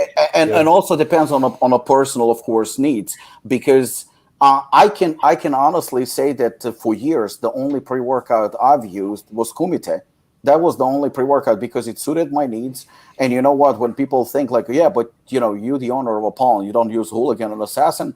No, I don't use Hooligan and Assassin that often. I'm also a businessman, and that's my target market, and that's my gym. Robert visited. It's a hardcore gym. That's kind of our ideology. That's our market. That's who we are, and that's what expected. Does not mean that I'm going around double scooping Hooligan or taking 10 milligram of Alpha Yo like Lukasz. We're all different, and hardcore feels to us whatever it feels. I'm pretty sure that Hooligan to Lukasz feels like a good pre-workout, but I don't think he goes fucking crazy on it. This is the strongest shit I've ever used, because he's a little bit built different. I mean, he drinks green cola, so he's a different species. I'm just saying, I actually agree with you on pretty much on everything you said. It's just, I think that the market is I wish, and it's wishful thinking, that we would categorize things differently. And, we all would have a different kind of, Robert is building right now his own pre-workout. I know for a fact that pre-workout, I doubt will have more than 300 milligram of caffeine, maybe 400. And even that, he says that you can regulate the amount of stimulant, which is even better. But the thing is that we all have a different markets. We all have different preferences. And I think that also, I think very, very beneficial when the company kind of stays true to its market. Yes, it's good to expand. It's good to kind of go out there and try to get more business. I fully agree with that. And I think that Like take, for example, 5% nutrition. Everything about Rich Piana, about how he looked and how he conducted himself. This guy That's actually a really good example, I would say. That's kind of the perfect example. But he's not hardcore. His products are not anything but hardcore. Yeah, but they definitely have the appearance and they marketing. have the marketing, they have that, and it worked. It worked beautifully. I mean, I'm actually a fan of his product. I believe, what is it? His product that has carbs, real food or real carbs? Or real carbs. Yeah. I love that product. That's actually one of my favorite products. And even the labels they putting Apollon labels to shame when it comes to scary and hardcore. But that's his market, and that's what expected him. And I would never criticize him. I would never criticize that brand. I think that brand is solid, and I think they're doing phenomenal things. I think that TJ just expressed his opinion based on his channel and based on how he reviews the product. But the whole argument between Lukasz and TJ, I don't think necessarily either one was wrong. Yeah, I think it's like a mix. Like obviously TJ thinks a pre-workout is this, Lukasz thinks a pre-workout is this. Brands can be hardcore by a period hardcore, but won't have formulas of a hardcore brand.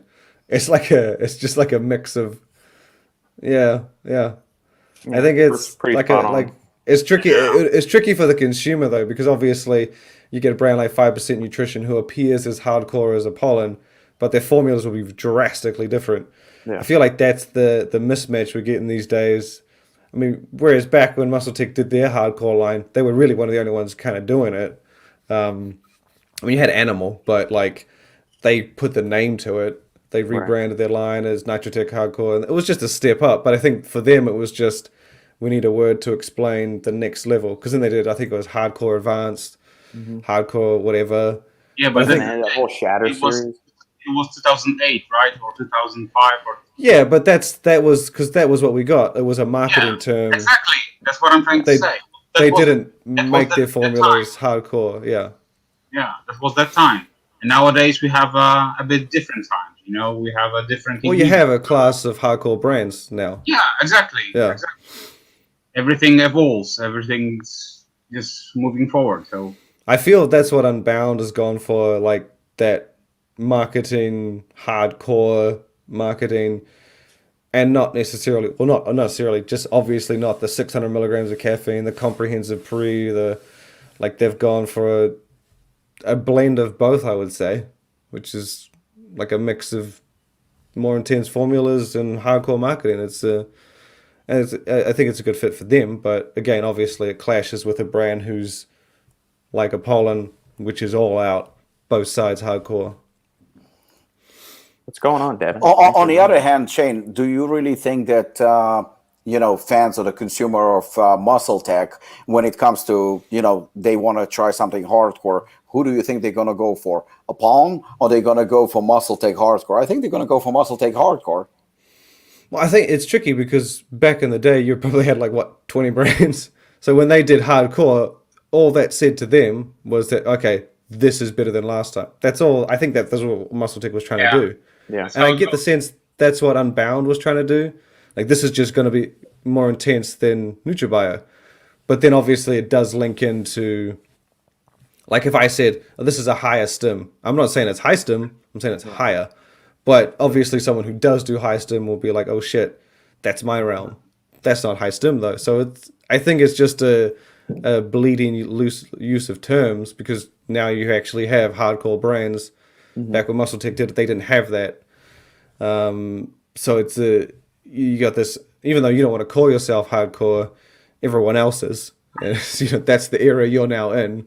Yeah, but back in the days, I remember, you had maybe 10 or 15 brands, and you had there were more than 10 and 15, but you get what I'm saying.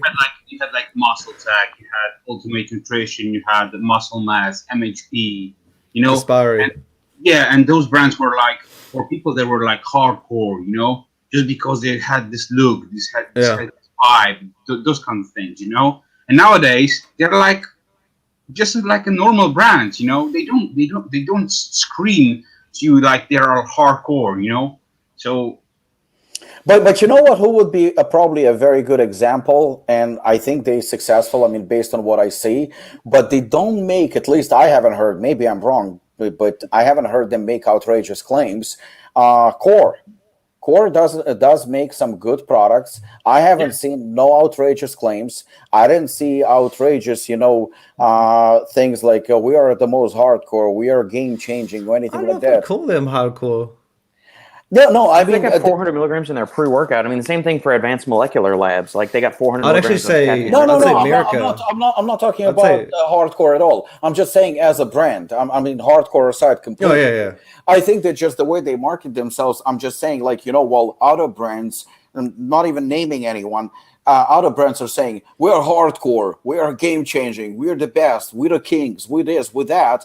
I notice here is a successful brand naming Core. From what I see, again, I could have missed something. Maybe they did say something stupid. But here's a brand who just releases good products. I mean, solid products, lots of flavors, lots of different things. They do a lot of things. But yet, I haven't heard them saying anything in terms of game-changing, hardcore, the best on the market. None of those super claims. But at the same... Doug does say that a lot. Oh, yeah. Yeah, I did again. Maybe I just did. But no, he's just a confident. He should be. He's an owner. He should be confident. That's fine. Yeah. I mean, I didn't see in their marketing in terms of like. No, in their marketing, they're not going to say that. And they're very successful. So it just goes to show that sometimes, even without making outrageous claims or anything like that, you can really do well if you have a solid product. And I think they have a solid product. Does it count as hardcore? I think that maybe to some people it does. Yeah. I think America was meant to be their sort of hardcore per se. Like that was their DMHA pro workout and stuff like that. I feel like that's what. But then America obviously wasn't presented as your hardcore brand. It was more of a fun, entertaining. But I class Core as like premium. Yeah. Like Morphogen, I wouldn't call them hardcore. I call them premium because I feel like if there's a hardcore brand, you need to have both marketing as hardcore and formulas as hardcore to be, I guess, referred to as it. I still call Unbound a premium brand. I wouldn't call them absolutely just marketed as hardcore. No, because you're absolutely right. You're absolutely right. But even the thing is like you said, this what is a hardcore brand? Honestly, like, and again, I don't even want to put Apollon in any classification or anything like that. I honestly don't even know what is hardcore, because hardcore to one person is not hardcore to another one, and yet everybody makes that claim.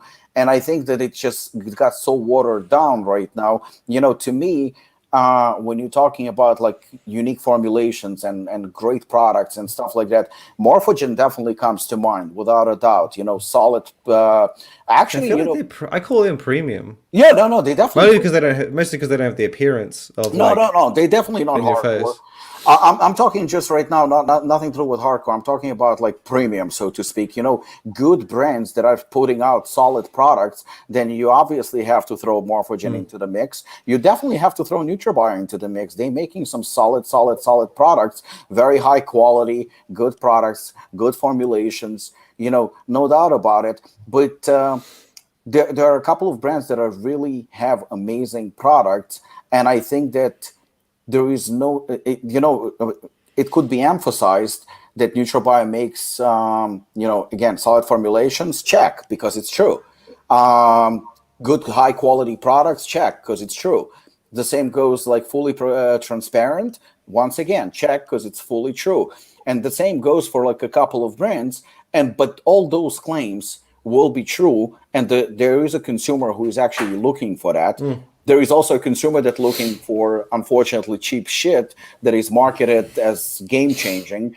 And there is a consumer that's looking for hardcore. And I think that consumer will find the hardcore, whether it's through TJ or Review Brothers or one of those channels. And that's fine. I just think that everybody should, if honesty would, I'm not saying because I understand it's business, but if honesty took, the kind of a front seat and a little bit more marketing driven, I think the brands actually would do even better, because you just tell them the truth. You tell them, like, when people are asking me, what Apollon products are you using? I'm not using all Apollon products. I don't. And I don't see why would I say that I do, because I just don't need all of them. That's the fact. And I do have my favorite flavors, and I have my least favorite flavors. I make them because other people like them, and again, we're running a business, so it's fine. But I think that honesty definitely helps, and listening to your consumer and giving them the products that they want, I think it's definitely extremely important. And I think that in the long run, if you're going to make outrageous claims, like when Pre-Cage made the game-changing formula or encapsulated glutamine, we were the first one to call them out on that. And I'm pretty sure, I'm not saying because of us, I don't think we wrecked their sales, but I would go and I would say that I'm 99% confident that they're not doing well. I'm pretty sure that encapsulated glutamine does not sell like hotcakes. I'm pretty sure that, game-changing pre-workout is like one of the best-selling pre-workouts, maybe in India or something like that, but I don't see it much here. It's just, when you make those outrageous claims, or Gaspari, who was working on his fucking pre-workout for as long as he lived, he probably started the formula when he was still competing, and that fucking shit is ridiculous. I mean, that's definitely not game-changing. I wish everybody was honest, but then the thing is, it only works when everyone's honest. Right. Yeah, you're right. But as soon as someone's not honest, then they get the advantage, and then everyone's like, yeah, it's probably easier if I just say I'm the best and I'm not. It's like when I was in Italy, we have the best gelato in Italy. I'm like, really? And so I tried it. I went to the next place. We have the best, and then because if someone doesn't call it the best, I ain't trying your shit. Because everyone says his was the best. But, I mean, I didn't believe him. But at first, I was like, oh, wow. He must have won some award. No, he was just fucking saying his was the best. He was lying. Well, yeah, it's like it's all like the ad copy that's on the supplement review sites. It says top rated, best tasting pre-workout and all that. It's all fluff. So. Shane, I only have one question. How many grams of carbs did you have that day? What day? Gelato. When I had gelato? Yeah. I didn't count. I was on holiday. No, I was low carb back then. Just not that day. I didn't count.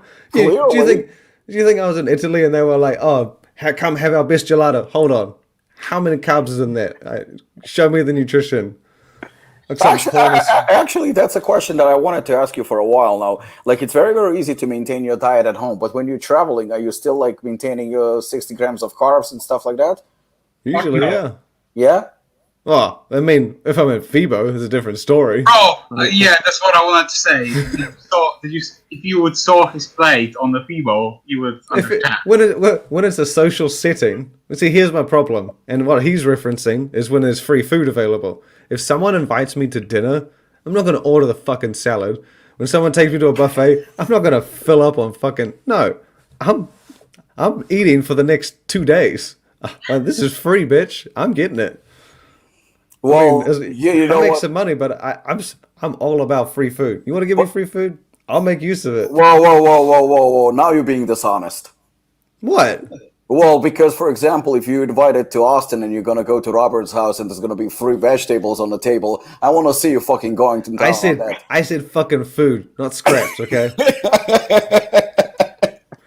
Okay? Fair enough. There will be plenty of meat, Shane. There will be free plenty of food. Free food. Food. Very clear. I'm pretty sure the definition isn't just fucking grass. Not rabbit food. Yeah. See? Robert knows. Yeah. All right, gentlemen. I've got to skedoodle, so we're going to have to at least put a pin in this point. We can pick it up next week, but I've got to scram. So that was fun. Thank you, as always, for joining us. Good one. For the listeners tuning in on the live stream, we appreciate you supporting the most hardcore, game-changing podcast and supplements on the market. If you like what we're doing here, make sure to give us a thumbs up, like, comment, share the video. If you have any questions or topics of discussion for a future episode, send an email to thesupplementengineer@gmail.com or message any one of the other guys on the channel about that. Devin, I see your comments here in the section. We will get to those next week, but I've got to blitz at this time. So shoot them to me in an email, and then we'll take them all care of next time, gentlemen. Thank you for your time, Robbie. Let's see if we can make a three-peat next weekend. And we'll catch you next time on the Fight Love Scoop. Ciao. Take care, guys. Bye. That was